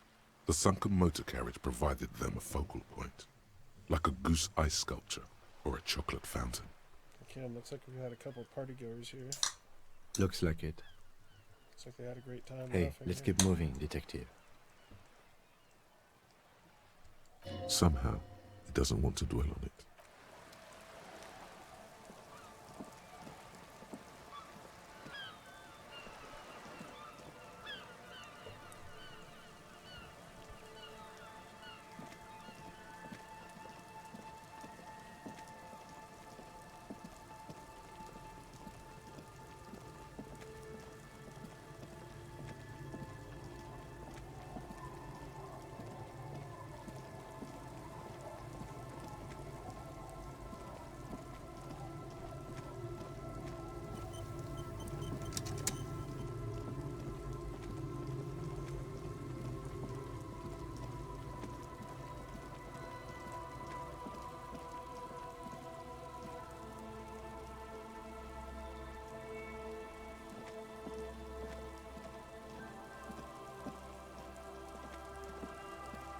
Tequila sunset. Wonderful. Not much. I spy. Don't call. Shut up, guys. I developed the power. It did. But now, one day I left. His eyes up his eyes. So I removed the... I was halfway done with my... I made my... Naturally, the situation required me to climb... Ouch. So I made my way across the... People are naturally way... Heavy is... Just then, But when I reached... Anyway... So, now you've heard my tragic tale. What do you think? Like nothing you've ever heard, huh? I feel like there's still missing. Tequila. Why didn't... Well, I can't say it increased my faith in the RCM. No offense, gentlemen. On the bright side, you got one hell of a story. Yeah. Maybe I've exaggerated certain parts over the years. When you tell a story too often, it begins to take on a life of its own. But what matters is that it's true to my subjective experience. Anyway, that was all the story one bottle gets you. Almost empty, this one. Truly, he has the soul of an artist. You keep losing all your stuff. Good fucking question. I used to own... Now I can't hang... You of all people should empathize with this. Perhaps this lost jacket is something you could help with? What is this about a lost jacket? Tequila, it's a verifiable tragedy. It was practically brand new. Sure, it didn't really go with my lycra threads, but it did itch a lot less. Say, you're a detective, right? Maybe you can help old Doom Spiral out. Solve the case of the missing jacket. What do you say, Tequila? You mean this jacket that I discovered on the boardwalk and had cleaned on a whim? Nah, this isn't it. Found? That's medium concept stuff. Totally not my style. So you're saying there's another lost jacket out there somewhere? It's a big world out there, Tequila. A lot of lost jackets in it. Don't know why you'd think this could possibly be mine. Hey, Doom Spiral. Ain't that the jacket you stole the other week? Not on your fucking life, Rosemary. What's wrong with you people? Like I'd be caught dead wearing fawn, like some low-concept bicycle courier. Tell you what, Tequila. Why don't you just hang on to that one? I'll get another jacket. Someday. At least you got a nice jacket for your troubles. Okay, let's step aside for a second. I have something I want to talk about. Okay. I have a good feeling about this.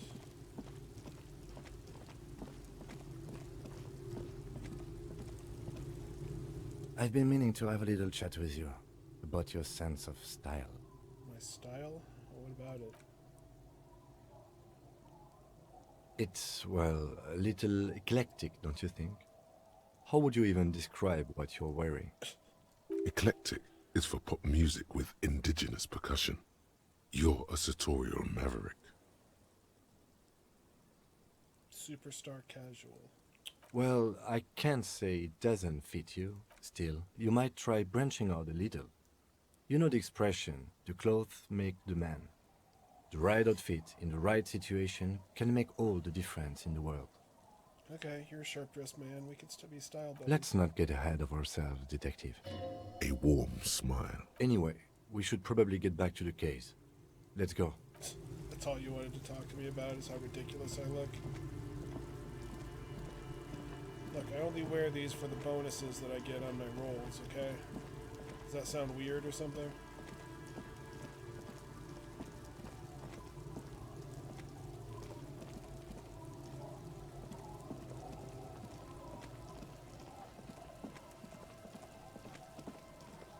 So why don't I have the karaoke tape anymore? Do I have to get it back from the guy?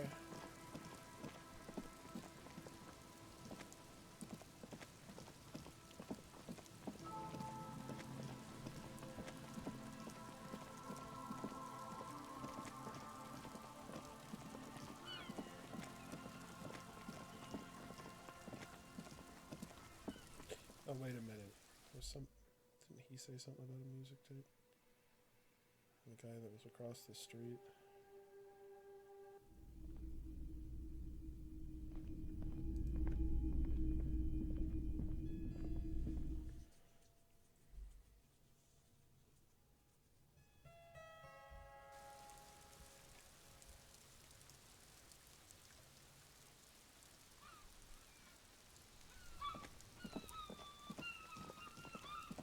Seemed like there was something I was supposed to do.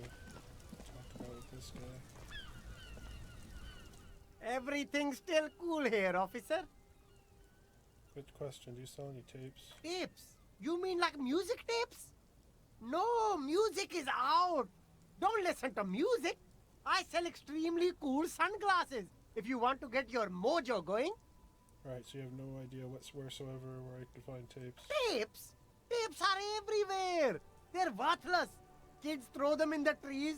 There's one in the bushes, right behind this lorry. No one would ever throw a good pair of high-quality plastic sunglasses in the bushes, mister. You should have a look. It's better than nothing. Start with a little compliment, then work your way up from there. Hey, you seem This like is about business, remember. Hey, you seem like a really successful entrepreneur. Would you like to support a member of the local police force? Oh, okay. But why, officer? After all this mess, the broken seals, lying to you, come on. Think of it as an investment. An investment? What kind of investment? I'm a policeman. It's an investment in good relations with the RCO. I hear you, officer. What kind of a sum are we talking about here? 10 real. Sounds like a fair deal all around. Corruption. It's just like bus or seagull. A kid watching out of a window describing things going by. He doesn't like it too much, but what do you do? Hey, he could have left when I went in my apartment multiple times. Alright, what'd he say? Something about a tape and a push?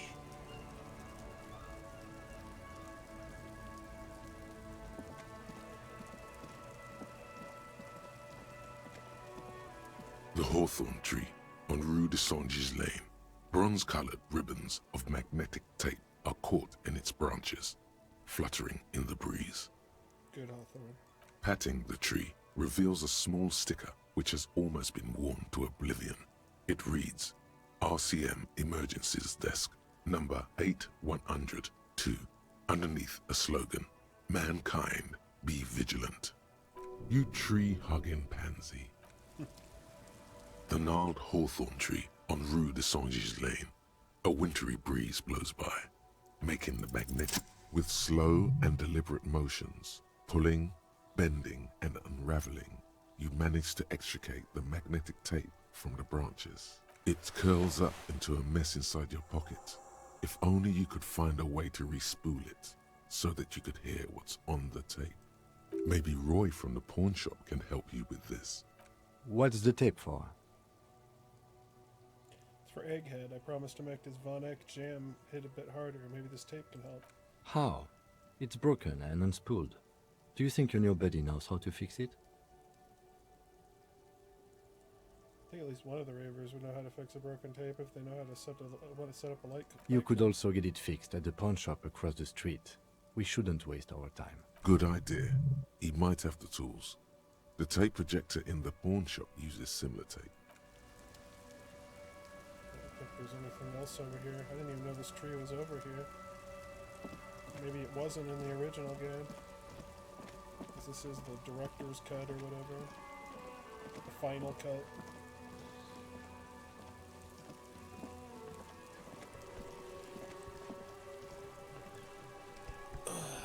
When I play a different game, I'll probably make these shorter.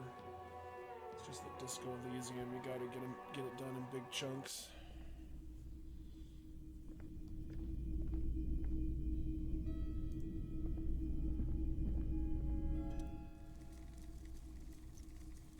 Hello, hello. Let me know if I can help you with anything. Hey, you know how to fix this? You mean re-spool it? Yeah, I do, but Great, could you do it please? This is important. I need to be able to play this tape for someone. I'm not some Mr. Fix-It. I'm a pawnbroker. If you want to pawn the tape, sure. Although it looks pretty worthless. Just explain why you need this so much. He's bound to understand. Wait, you tinker with film tapes all the time. Isn't that the same? No, it's different. Those film tapes actually mean something to me. But this is just a worthless bundle of old tape. Worthless? It's not worthless, Roy. It could be the next big thing for the local dance music scene. Huh? What do you mean? You know that old church down the coast? Yes. What about it? I helped some young ravers turn the place into a nightclub. They play this weird beast, all these weird beats there, which they call hypnotic music. Is it any good? The music, I mean. No, that's the thing. You can't believe how unbelievably thin the beat is. There's nothing to it, no bass. It just goes zoop, zoop, zoop, zoop. But this tape could make it hardcore. Man, you're really invested in this. Okay, I'll help you out. It's going to take a moment, though, so just sit back and relax. You take some time to look around the store. The play of visuals all around the pawn shop is mesmerizing. Suddenly, Roy turns back to you with a reel of tape in his hand and coughs. Well, thanks for the help. Yeah, my pleasure. I'll do what I can for true passion projects. Just try not to use this tape for negative photon emissions. Take responsibility. Okay.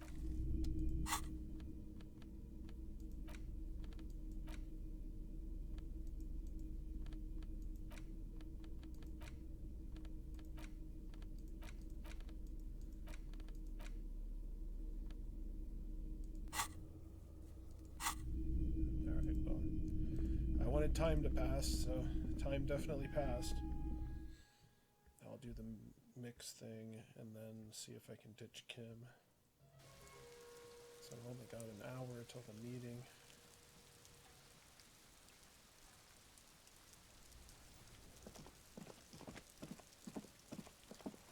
I think after this playthrough, which is my second just kind of winging it playthrough, I'm actually going to try to consult a guide next time and steer myself through. I also want to do it with like a really muscly character, but who's really dumb, like old Fallout style. I think that would produce some really funny moments in this game.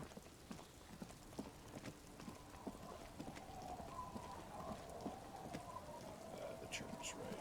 It's over here.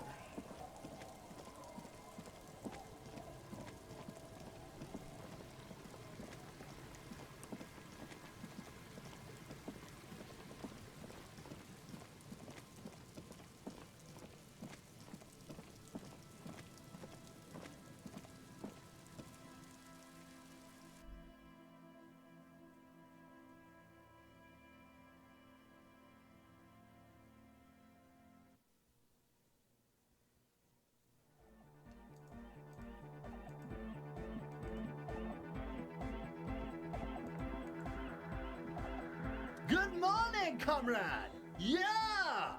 Harder car! Found this reel of tape. Maybe you can use it to hard up X-Jam. Yeah! Remix time!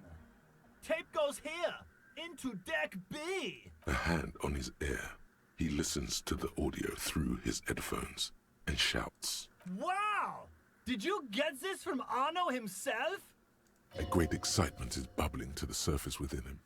This is big. What do you mean? Listen, I'm just going to show it to you. Ready? Ready.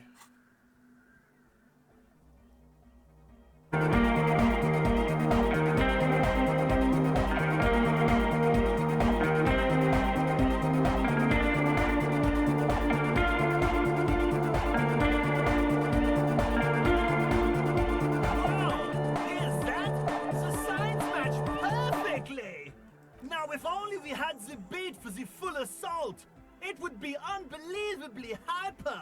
What is this? It's good. How did you guys do that? Yes, you're right. It's uncannily well how it goes together. Something else must be going on here. Yes, but what if Van Eyck based his remix on some forgotten local melody, like a folk song, and you just found the original piece that inspired him to create this jam?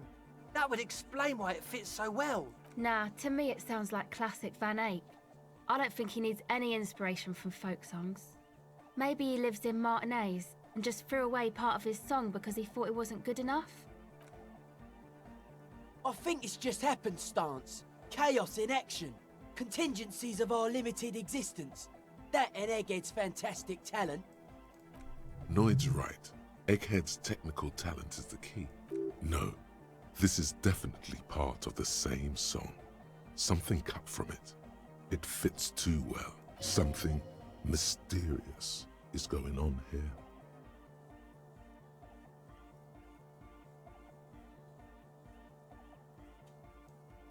Be how it may, if it fits, it fits. Bring up the volume! What about the bass? Do you have any ideas for that? Yeah, I remember. You said it needs more bass. I think you might know the answer.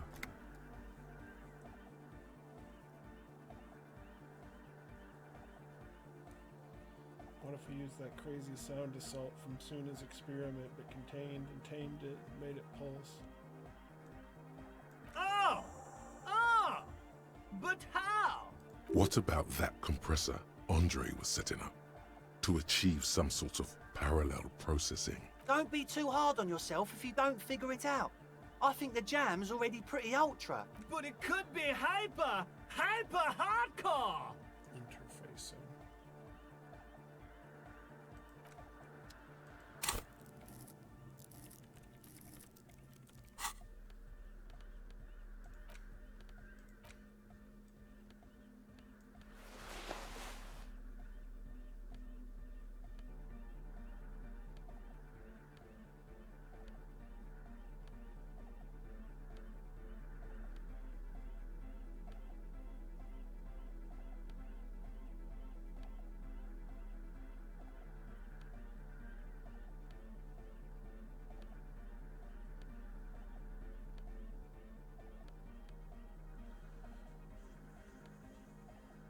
Oh, that's better. If only I could wear 2 gloves at once. Spin drama, possible.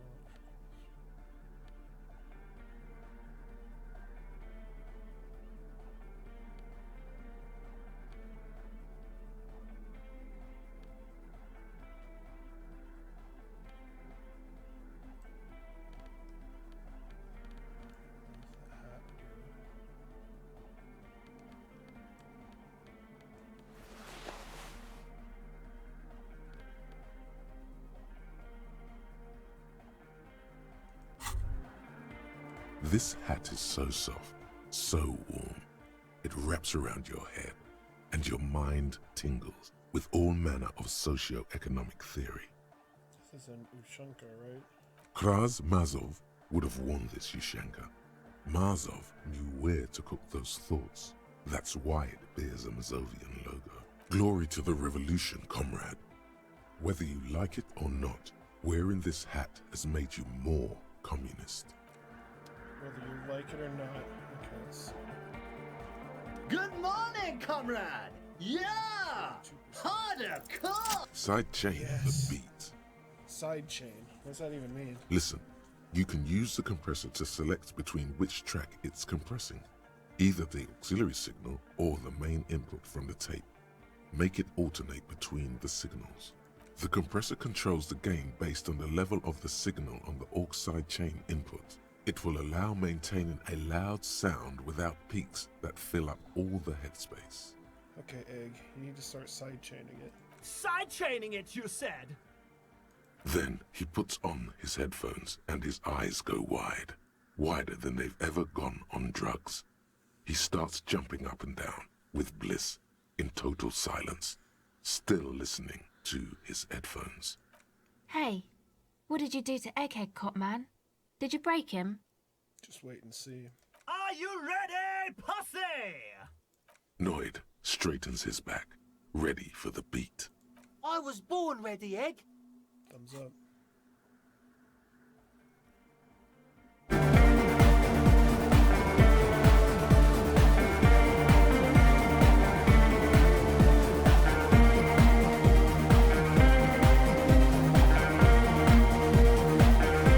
Now it sounds like a proper nightclub.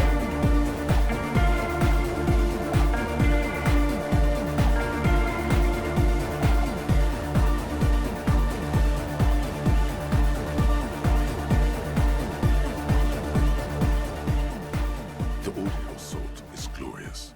The speed freak dances on the stage, intensely waving his hand in the air. This is beauty! This is life! What in the world is going on? The way melody and bass flow together, it's unnatural. This is one for the endonic generation. Introducing the ultimate sound! We've tamed the sound. God damn made it! our own. This dance club idea might just work out. DeLorean Church! The place to be! Pump it! Pump it! This is it. This is a new era. The fabric of the world has been irrevocably altered. That's what you can do with a dope beat. Irrevocably alter the fabric of the world.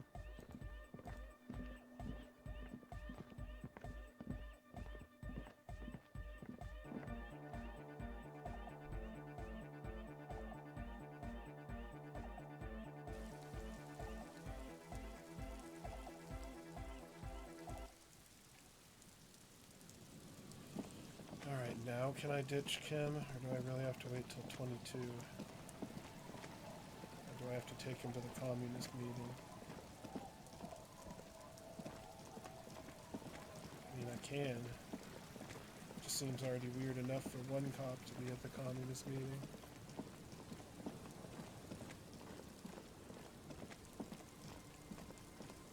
But yeah, people are starting to go inside anyway. It's getting late, and it's snowing. Time to call it a day. Good night, Kim. Good night, officer. We'll meet in front of the shack in the morning. Okay.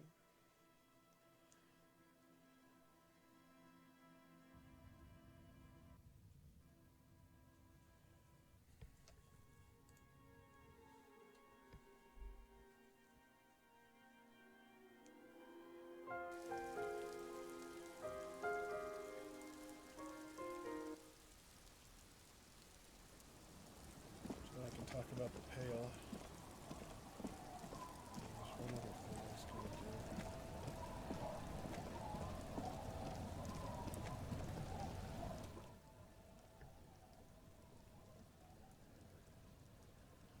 You're back. More lessons in basic reality? My favorite part of the day. Go ahead, ask me anything. Now that we're alone, what is the pail? Are you sure you're sure? Your colleague seemed adamant. Yeah, what is the pail? Okay. The Pale is the most dominant geological feature of the world, Detective. The separative tissue between the islas. It is the inter-islary mass. Wait, so what is an isola? Isla is a Messinian word for a continent of matter, enveloped on all sides by the Pale. Also, isolation, or landmass. We used to believe there was only one. In the last 4 centuries, we have discovered 7. Mundi, Seol, Samara, Ilmara, Grad, Katla, and this, Insulinde. And this Insulinde is... An oceanic isla. It comprises mostly of water. Muindi is the largest, Katla the coldest, Insulinde the bluest. What can I say? Each is perishing and dear. Okay, what is the Pale like? Achromatic, odorless, featureless. The Pale is the enemy of matter and life. It is not like any other, or anything in the world. It is the transition state of being into nothingness.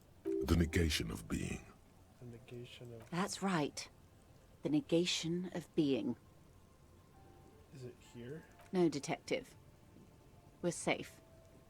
It begins there, 6,000 kilometers to the north, and even more to the south, east, and west. You are in the middle of the Isla.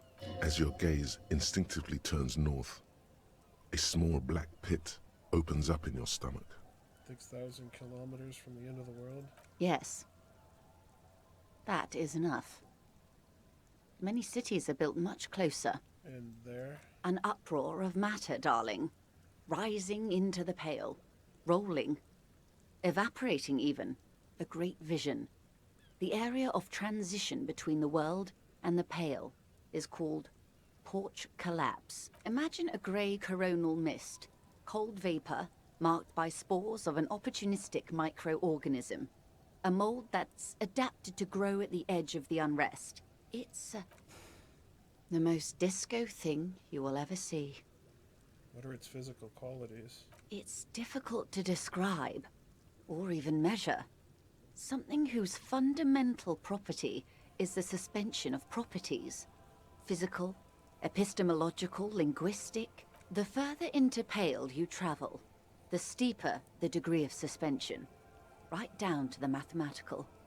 Numbers stop working. No one has yet passed the number barrier. It may be impossible. There's a slippery article in there. Is it the Pale or Pale? Pale when it's particular, this territory of Pale. The Pale when it's pale in its entirety. Once you've seen it, language balks at the difference. If we're surrounded by Pale, how do you get from Isola to Isola? Oh, it is so difficult for us. A squall of birds. Hardware operating in the harbor. Firm. Self-evident. It is possible to force dimensions on the Pale. In modern times, we can even compress its latitude, bouncing radio waves from one end to the other, shortening the path. But it is still hard for humans to navigate the Pale without getting lost, or having our minds damaged. Pale can damage the mind? Extensively. How? Some say the damage stems from extreme sensory deprivation. Others argue that Pale somehow consists of past information that's degrading, that it's rarefied past, not rarefied matter. They call it the blend over of the self. The Pale does not only suspend the laws of physics, but also the laws of psychology, maybe history even. The human mind becomes over-radiated by past. Sounds like what happens when he dies when he thinks about his wife. Who says and who argues? Who says and who argues? The logical positivists say, the dialectical materialists argue. And what does this over-radiation feel like? It feels terrible. Absolutely terrible. International standards strictly limit civilian travelers to 6 days of Pale exposure per year. It's more for her.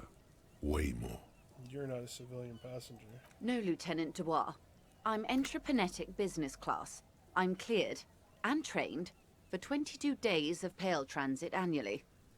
Perhaps that explains her strange pining after the revolution. Some degraded early memories. Someone else you've met may have been exposed as well. The strange grey-haired woman in her lorry. Do lorry drivers pass the Pale? Yes. Carried in the hulls of airships. It's a horrific job. Automation will abolish it soon. You should ask the Pale driver about this. See what she says. That poor woman must have stories to tell, like you wouldn't imagine. Are you over-radiated? Up to my gills, officer. An acidic smile on her lips. It's getting worse every year. What is intraplanetic? Entreprenetics is the scientific study of the Pale, or a recent iteration of it by way of grad. The study of the Pale reaches back 6,000 years. The Pericarnassians called it the Western Plain. They had not traveled the entire circumference of the Pericarnassian super-E-Solar. It was not merely in the west, it was everywhere, even then, surrounding them. Did they cross it, the Western Plain? There are signs of pretermodern crossings. Successful navigation of the Pale relies not just on technical know-how, but intensive psychological preparation. Some of these tactics have been known for thousands of years. What does intrapanetics change then? Nothing. We remain powerless before the Pale. The only real advance in Pale transit is the speed with which an aerostatic craft can pierce it. Less exposure leads to less effects later. Aerostatic craft? Hybrid airships, Detective. Conventional rotors or jet engines no longer add velocity after the point of reference for motion is suspended, once you've crossed from near Pale to far Pale. In essence, we throw them in and they come out the other end. If we throw them precisely. If we do not? Then they don't. Gone, like a skipping stone beneath the surface. How much Pale is there compared to the world? The Pale outweighs reality 2 to 1. There is more Pale than there is matter, and the ratio is slipping. Slipping how? To our detriment, or? What do you think, Detective? It's growing. There's more and more of the Pale. Precisely. One of the few measurable effects of the Pale is that it is expanding at an unknown rate. An intuitive conclusion of that development is that one day the Pale will cover everything. But this sort of talk is mostly left to extremists. It's not extreme at all. I know it's going to happen. Most people and indeed most private and government sector organizations, entire civilizations and religions even, find handy ways to ignore or downplay that knowledge. I suggest you do the same. Off we go. You see the hanged man's mouth open. Off we go into the wild pale yonder. One and all. They say pale is death, but for the universe. Why should we just leave, and the world get left behind? Let's return to reality, please. Yes, sweet reality.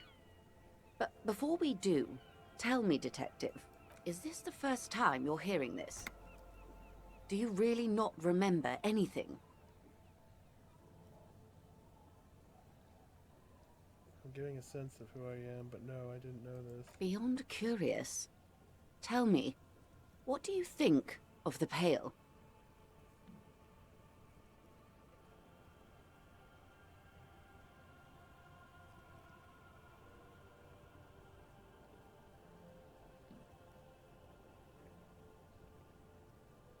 You're right, it's disco. Mm-hmm. Your ailing constitution, sweaty forehead, the beads there, and your heavy breathing.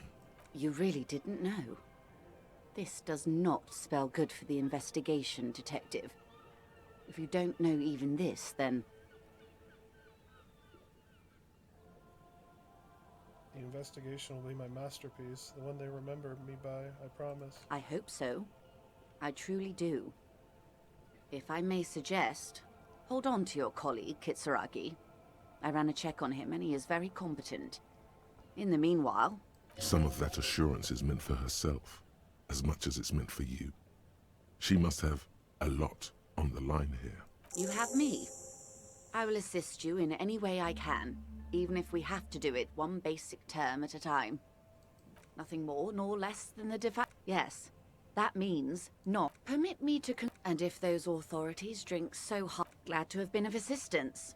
The little that I know. Anything else?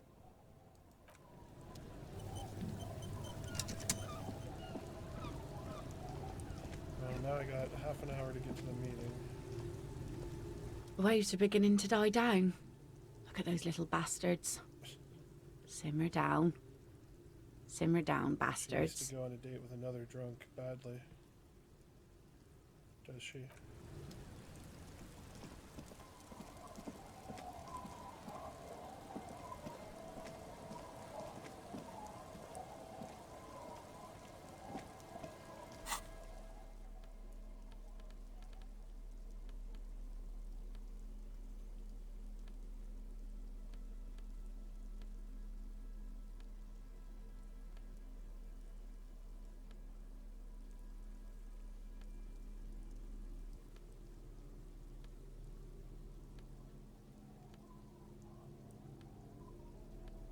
This does anything for suggestion. Means I don't have anything sexy I can wear.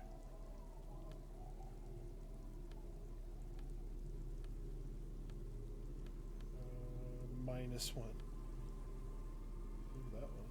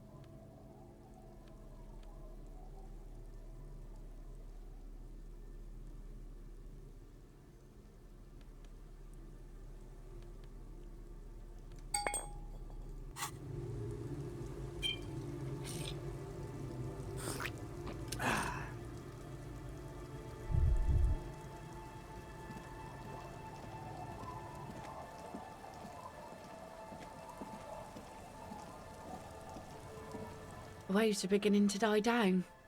Look at those little bastards. Oh yes, she does. You need to get your drink on. This is gonna be bad. There is no other way for human beings to procreate. Not after 6,000 years of yeast cultivation-based mating rituals.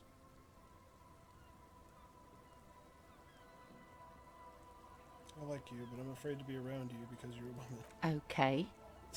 Where's this going? I need to be drunk. You do too. Please get drunk with me on a drunk date. Absurdly and pointedly phrased. You can be quite funny, officer. Anyway, what did you want? She doesn't even understand. You asked her out. Perhaps you're too sober to pull it off right now. Try again later. Too sober to pull it off. I even took drugs.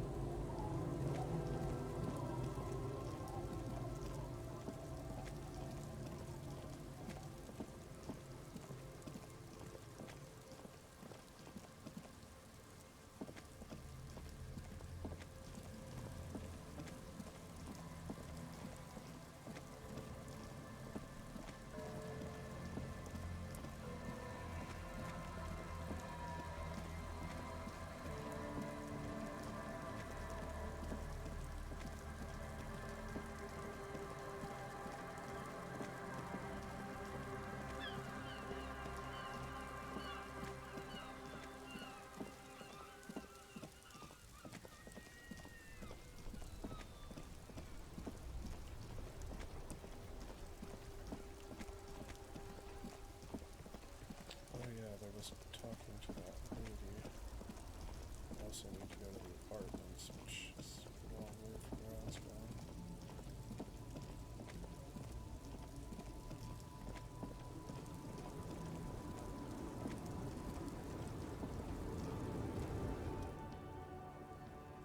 Lowman, you caught me at an opportune moment. This awful weather keeps me awake. You can entertain me with your questions. I think I know what's going on with you. And what is that? You're a pail driver. You transport goods through the pail. Oh, meu Deus. The lawman solved the case. And here I was, thinking you were an idiot. So, are you? An idiot, I mean? Republica. A filterless cigarette from Misk. Republica, that's not very healthy. Neither is spelled transportation. Life is transitory.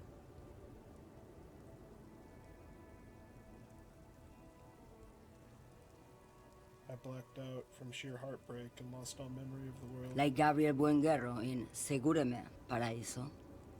You're the opposite of me, then. I remember everything, even the things I never knew. Things you never knew? The smell of liquor on Gabriel's lips after the shoot. In the motor park. The roses on the day of Franco Negro's coronation. On the grand stairs of Ryle. The smoke from the Fowling piece when Dolores Day was shot. The look on her face, like an orgasm. The wound in her chest. My hand in my father's hand. Except I never had a father. And I never shot her innocent Dolores Day. Over radiation? Heroic doses, Herifia. Heroic. Isn't that dangerous? Thought insertion? Dithering?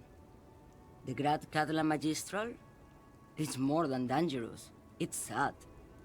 But at first I had to make a living. Now, when you've seen it all go away like that, rolling off like the sea, and then come back to this? What are we doing here? For thousands of years, Gabriel.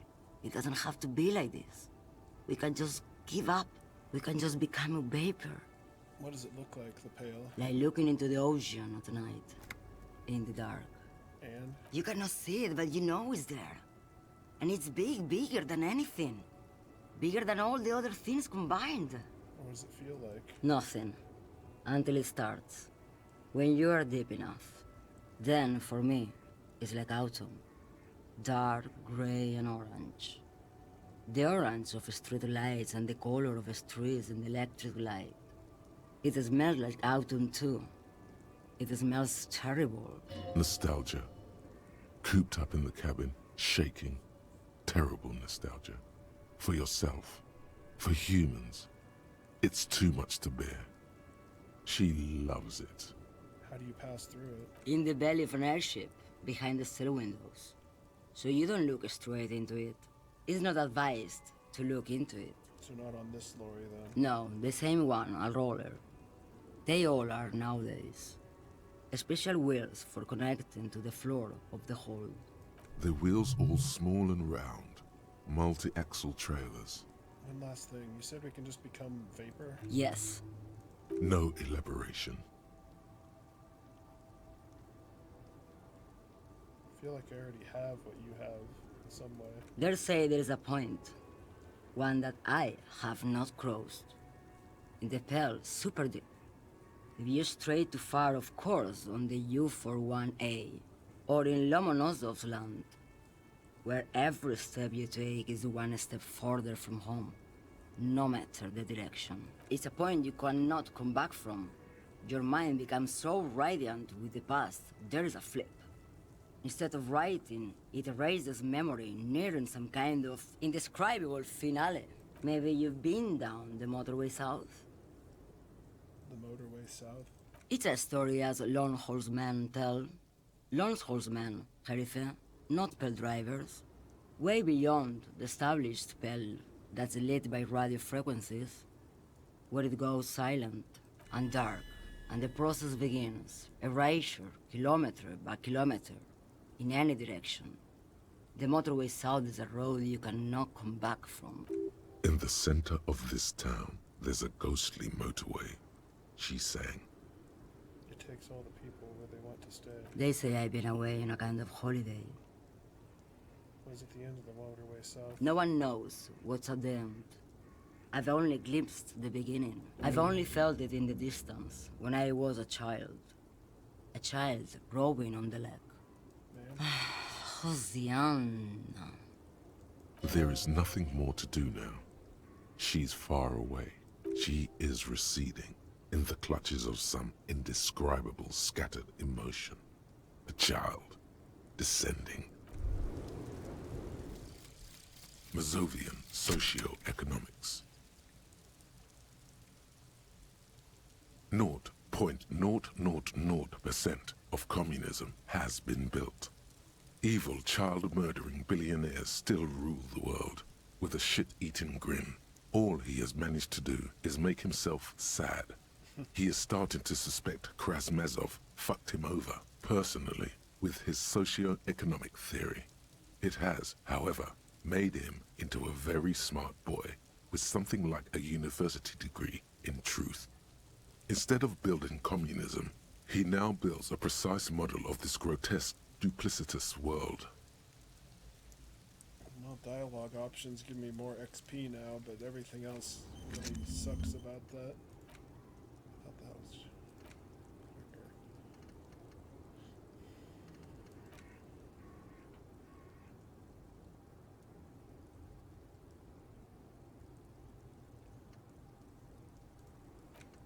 This egghead actually is Arno van Eyck. Motorway south. Oh well, I gotta get to the meeting. Now that I'm disillusioned with communism, I'm a true communist. I think that's what that was supposed to mean.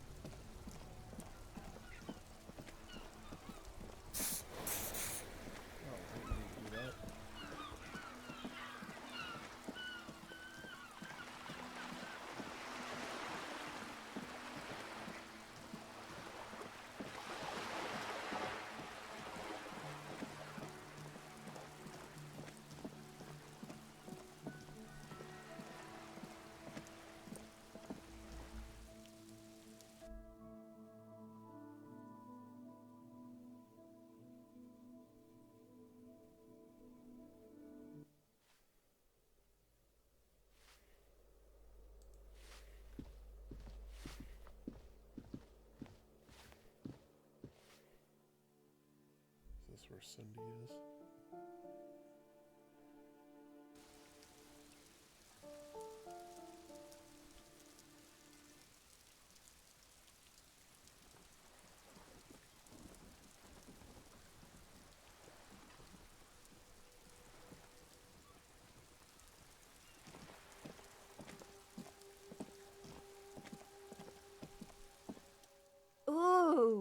The piggies have learned how to saunter up staircases. I didn't think you could do that with hooves.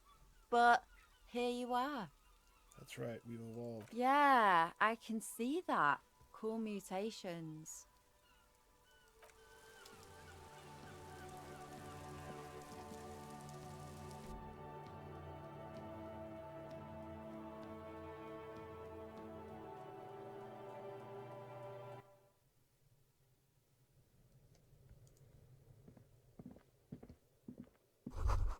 Someone's been sleeping here. Cindy?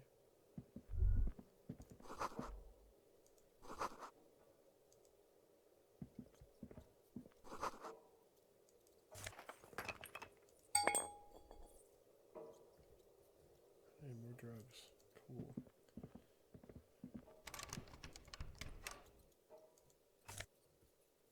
Pants. Jeans. I need something to open that with. I think it's this. Maybe a crowbar. I'll find out. Yep. Hey, $5. It's quite a bit of money. Not a bad bit of scratch.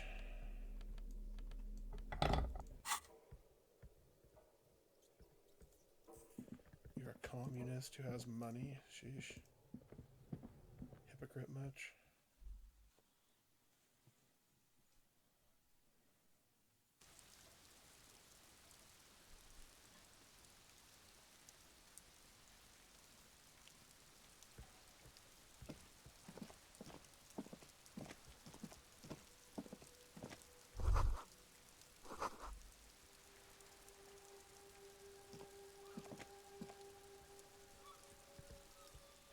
I'm guessing that's where the meeting's gonna be.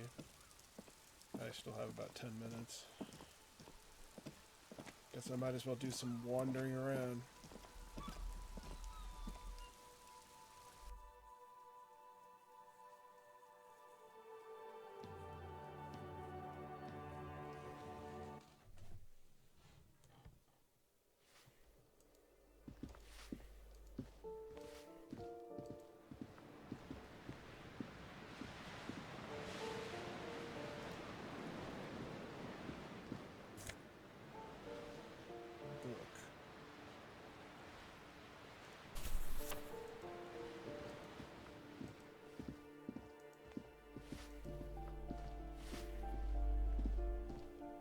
Give me a moment.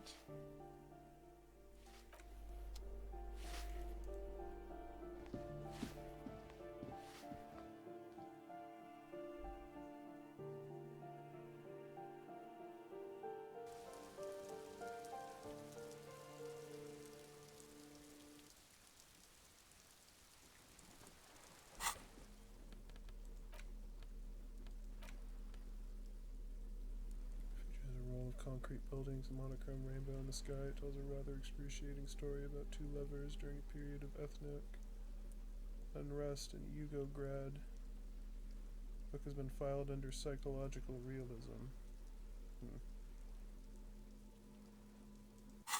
In your hands, you hold 16 Days of Coldest April by Yekaterina Dahl. The cover image shows a row of concrete apartments above which span a black and white rainbow. Feels heavy. Indeed, the book is unusually heavy in your hands, as though the cover were lined with lead. It would do that in Grad. How long is this book anyway? You flip through the book. The pages are thinner than you realized, and the type quite small and tightly set.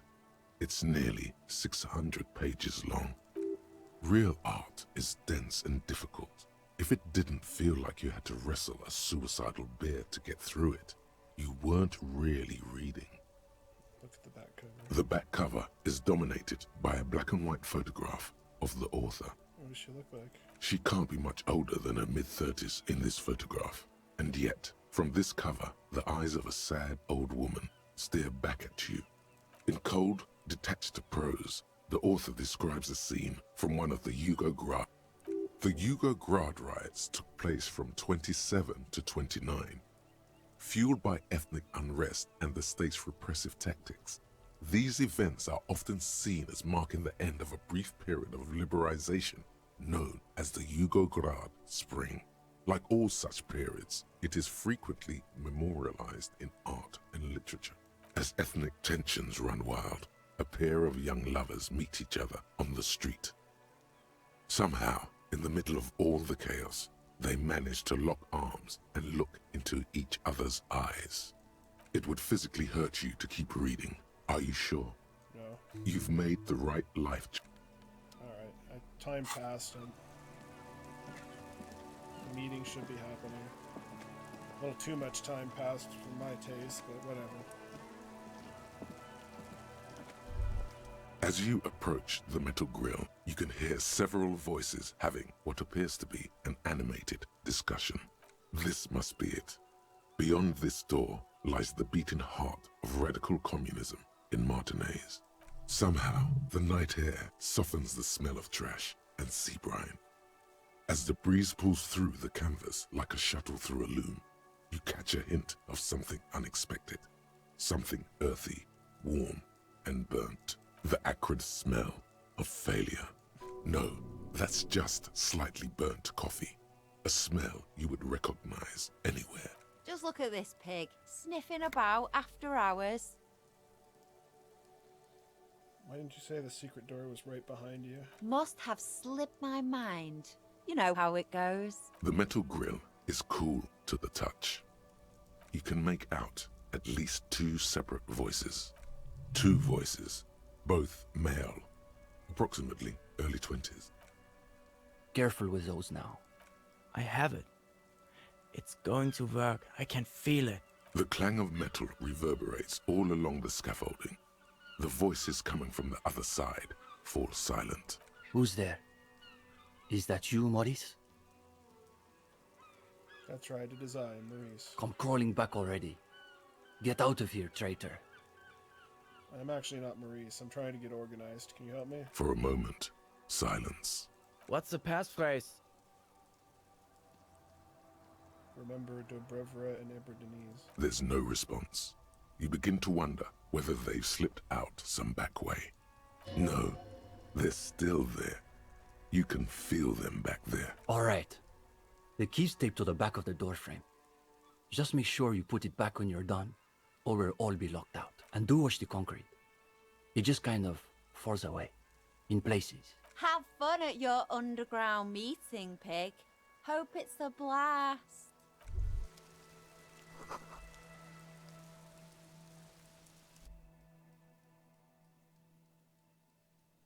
Seems kind of ominous.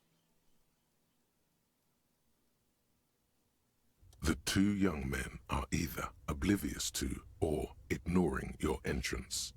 Their attentions are fixed on whatever it is they're stacking in the middle of the floor.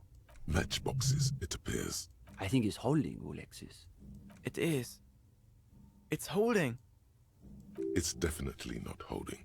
Those matchboxes are stacked so haphazardly, it's like they want them to collapse. Careful, careful.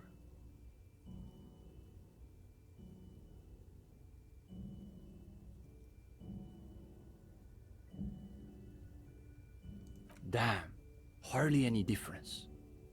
You're late. You should know the meeting starts at 10 p.m. sharp. There's a great deal of tension in this young man's shoulders, more than someone his age should bear. Meanwhile, his companion inclines toward him, eager to catch every word that dribbles from his friend's mouth. Don't let them see you flustered, sire. Play along. You weren't exactly easy to find. My apologies, comrades. I had to make sure I wasn't being tailed by our class enemies. He's taken your measure, like an ideological boxer stepping into the ring. We all have to take precautions, especially during these delicate times. What matters is that you've made it, and that you've done the reading.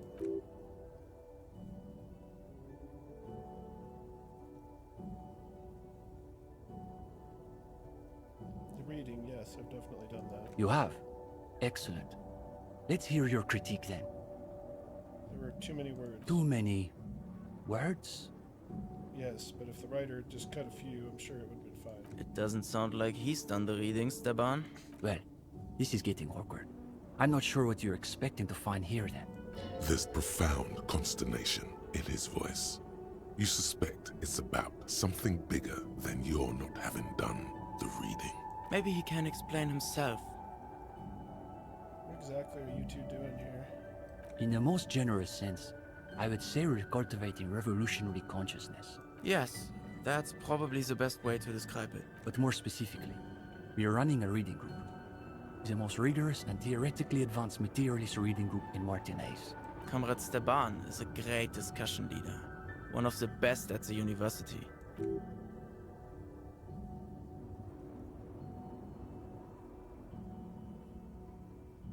Don't compare it to a common book club. Sounds like a place for intense intellectual engagement, exactly my kind of jam. That's our whole thing. The world is so shallow, all noise and repetition.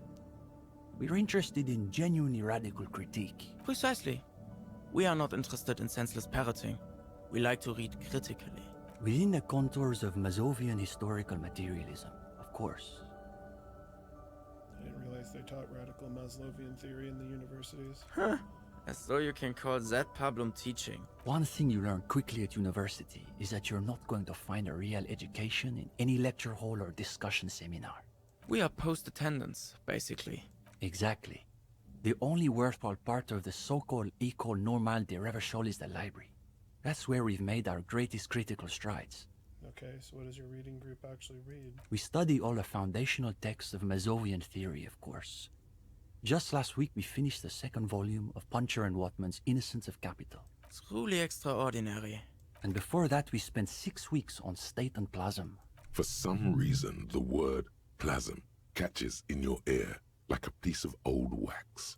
Uh-oh. You can feel your attention span rapidly deteriorating. Your attention detaches. The voices of the young men fade away. It's a cool evening, you notice. Out beyond the dull chatter, you catch the sound of a distant seabird, and of course, the sound of the large stretches of canvas that cover the missing sections of wall.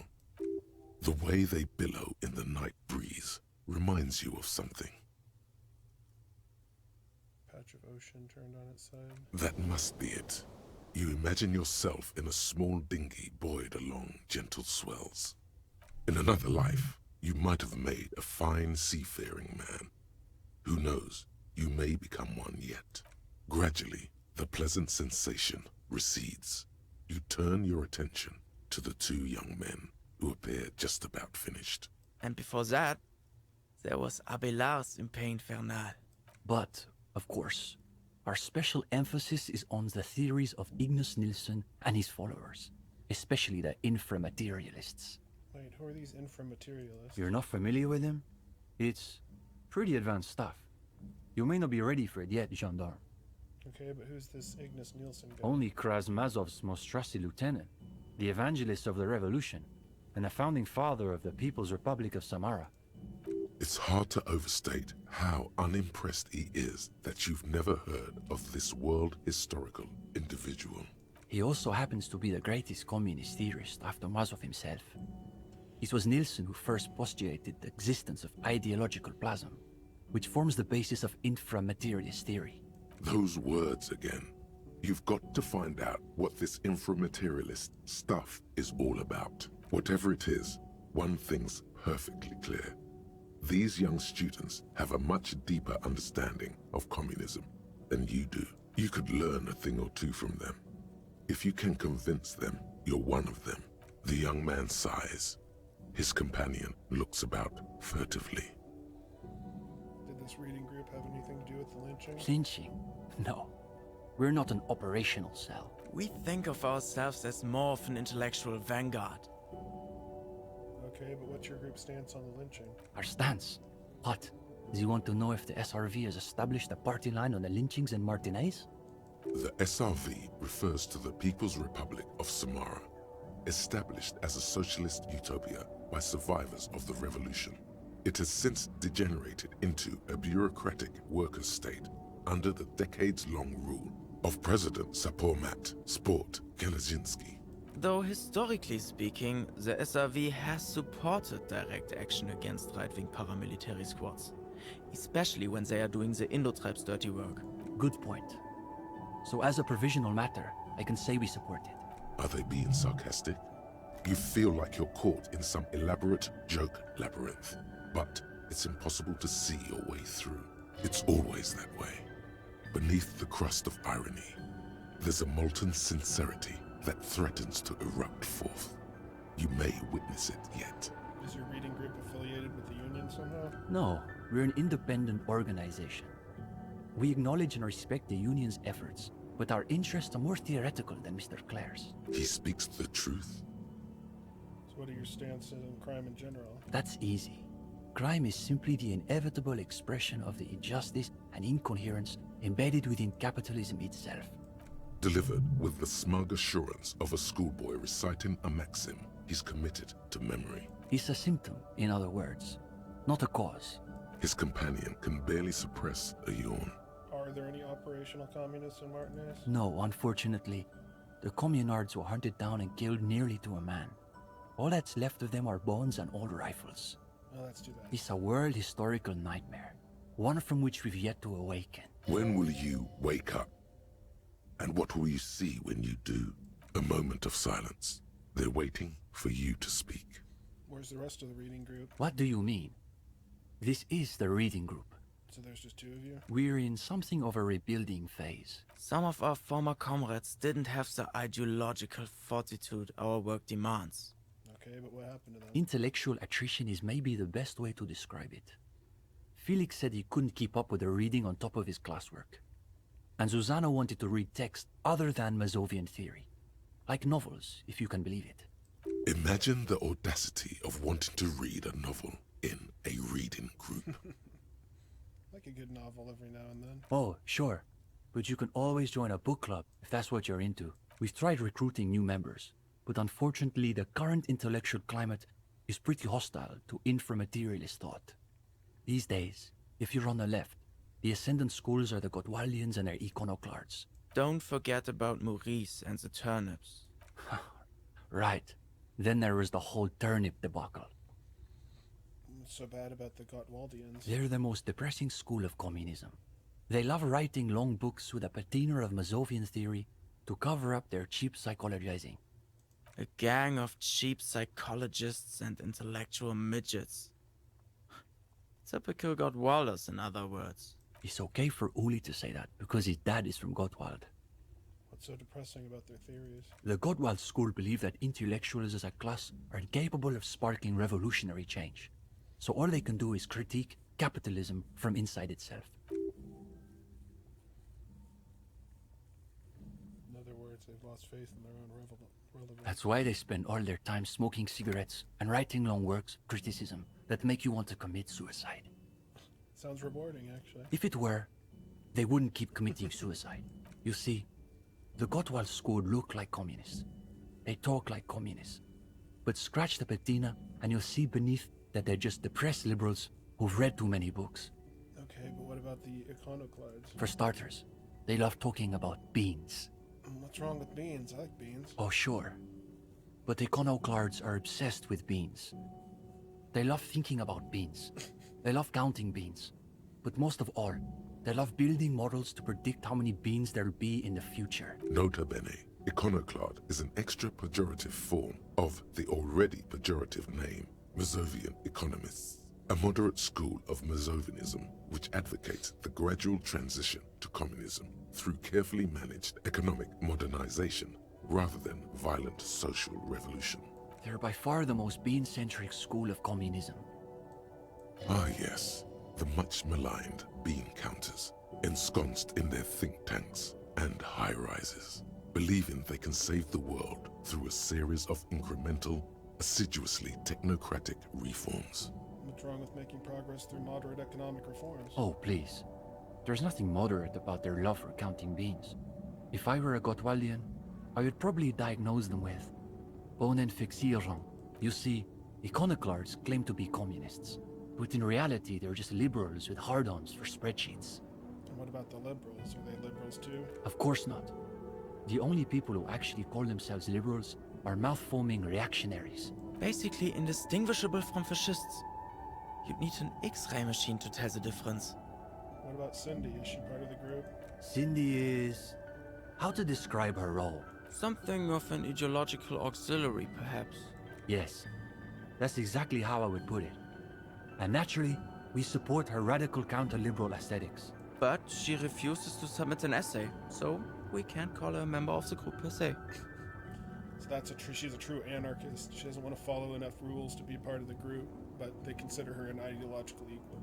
That doesn't stop her from using the room for studio space, of course. Did you say something about turnips? It's an unfortunate story. You see, our ex-comrade Maurice is something of an economist. He's studying macro and microeconomics. Right. So a few weeks ago we were discussing the extra physical capabilities of the revolutionary state. And Maurice said... what were his exact words, Ulex's? It was unbelievable.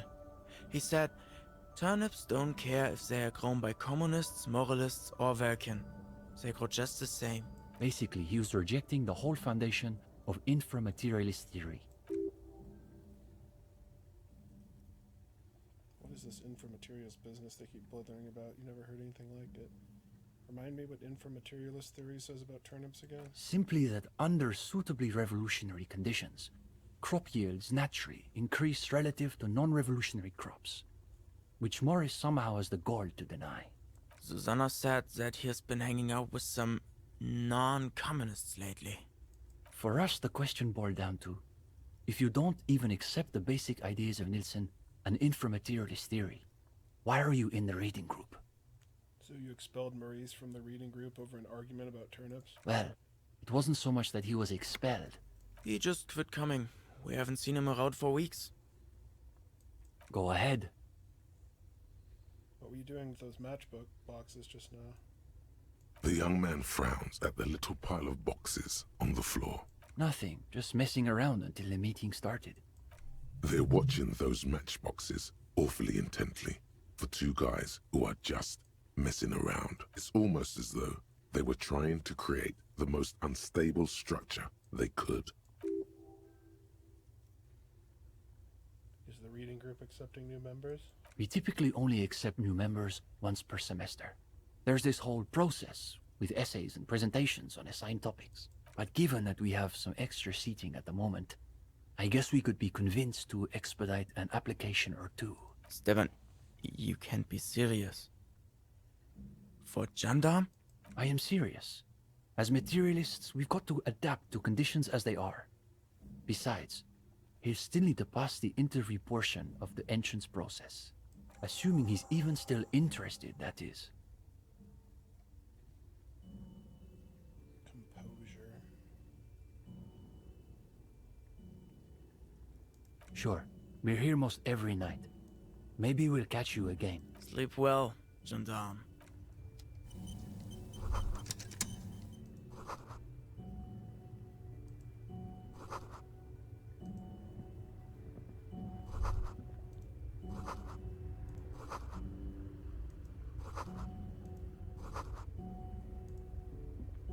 Let's see if I have anything that will help.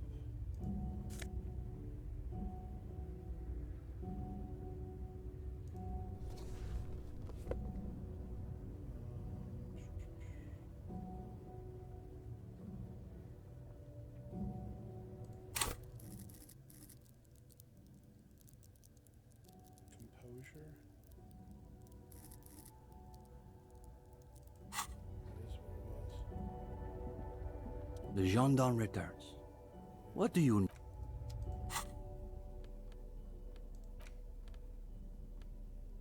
don't know if I have anything that helps composure.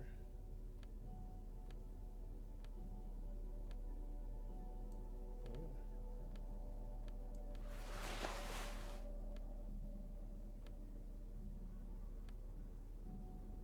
Ah.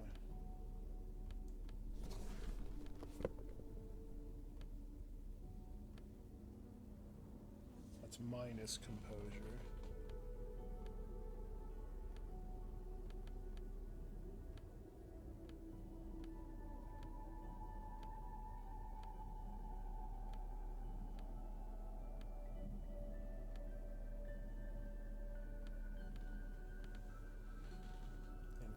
exposure is motorics. I don't think any drugs help my motorics. Alcohol would definitely not help your motorics, I would think. How speed does.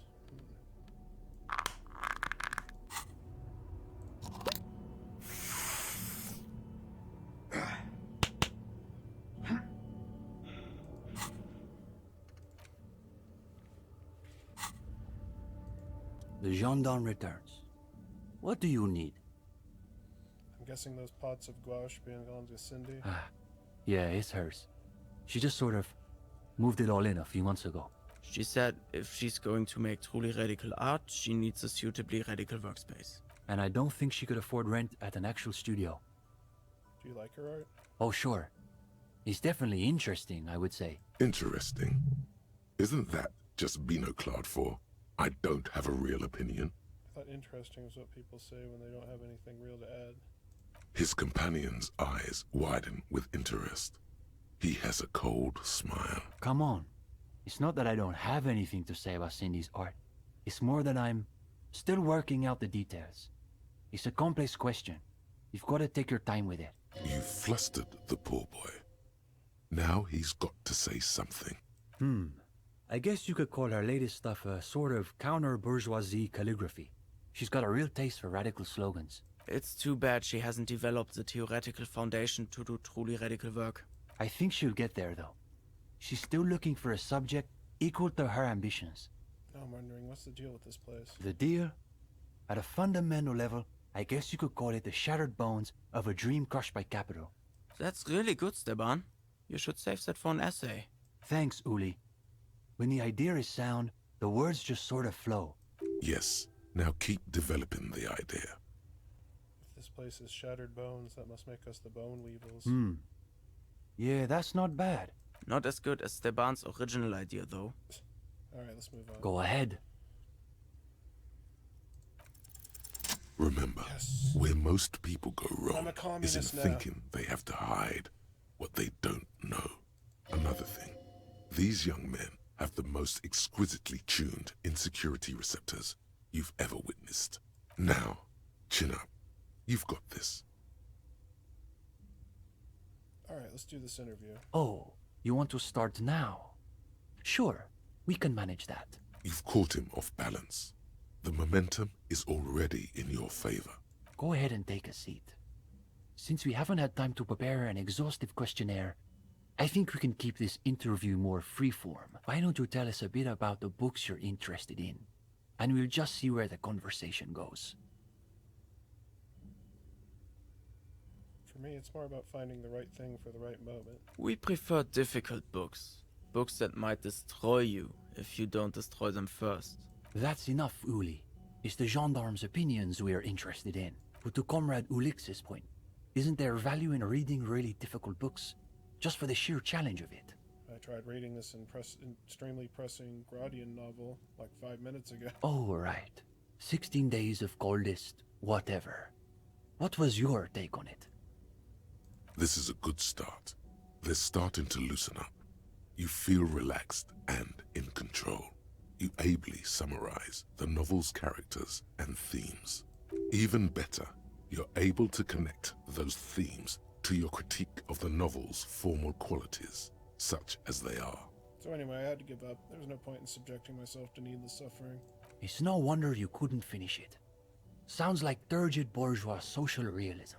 And Gradian realism is the worst realism. It's nearly as bad as Gottwaldian critical theory. Makes you want to gouge your eyes out. Or better, gouge the author's eyes out. These kids are eating out of your hand, practically. Another quarter of an hour disappears. The questions come rapid fire, but you have an answer for every one. Now you can sense things starting to slow down. The interview must be reaching an inflection point. But now I'm curious. Do you think there's value in reading so-called practical non-fiction? Just consider the cockatoo, for instance. How much do you really know about what they're like? Cockatoos. Fascinating. So tell us what you gathered from your ornithological researches. Now's your chance to end this interview on a high note. This is a subject where you hold all the advantages. And that was the first time I saw the darkness of my own soul reflected back to me in cockatoo form. I have to say, I never realized cockatoos could be so apocalyptic. I've only ever seen the grey ones. It makes sense though. Mazovianism stresses the essential continuity between humanity and nature. So anything you find in one should be reflected in the other. What's the exact quote, Uli? I believe it's, man is the mirror of the world. In any case, I think we've heard enough. We could use someone with your perspective in the group. With just a bit more theoretical foundation, I think you'll be making real contributions. Yes, I would say he's got serious potential at least. And with that, welcome to the most ideologically advanced materialist reading group in Martinez. Here's your first assignment. It's an overview of inframaterialist theory. A little basic, as you'll see, but one has to start somewhere. I'll add it to my very extensive reading list. You're going to fit right in, I think. Come back when you're done. We'll be here pretty much every night after 10 p.m. Do be sure to take your time with the reading. We'll be eager to hear your thoughts. Alright, I'm officially a communist now.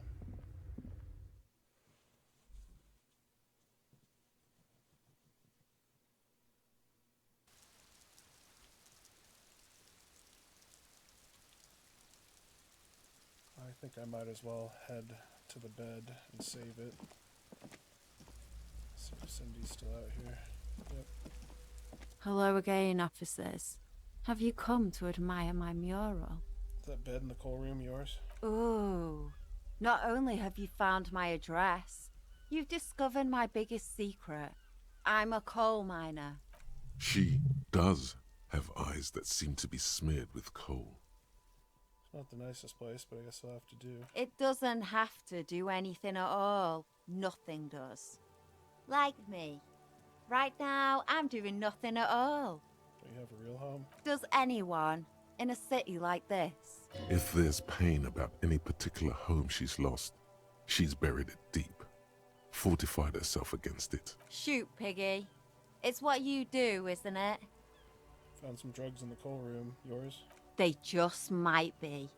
Rough stuff.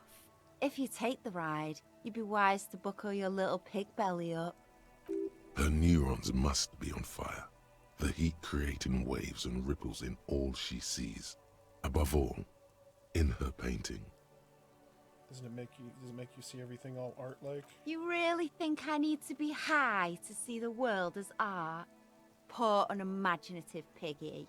How I wouldn't want to have your peepers. To hell with the art part, man. It's all about the high anyway. Alright.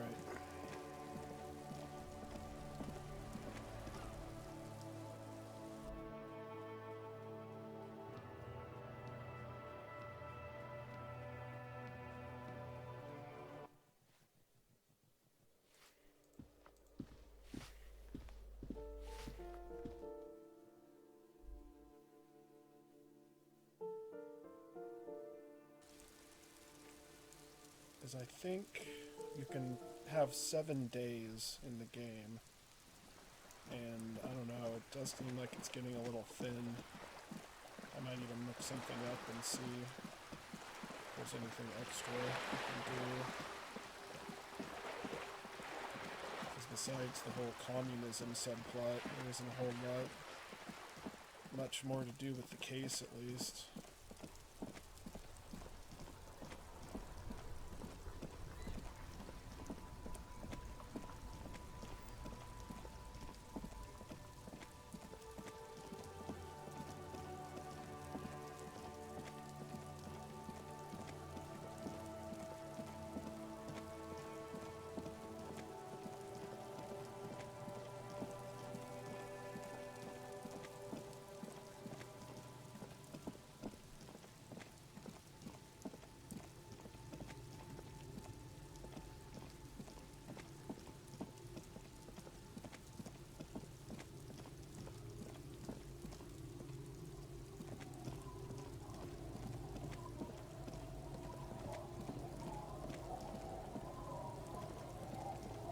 So that's the end of day 4. It's getting late, and it's raining.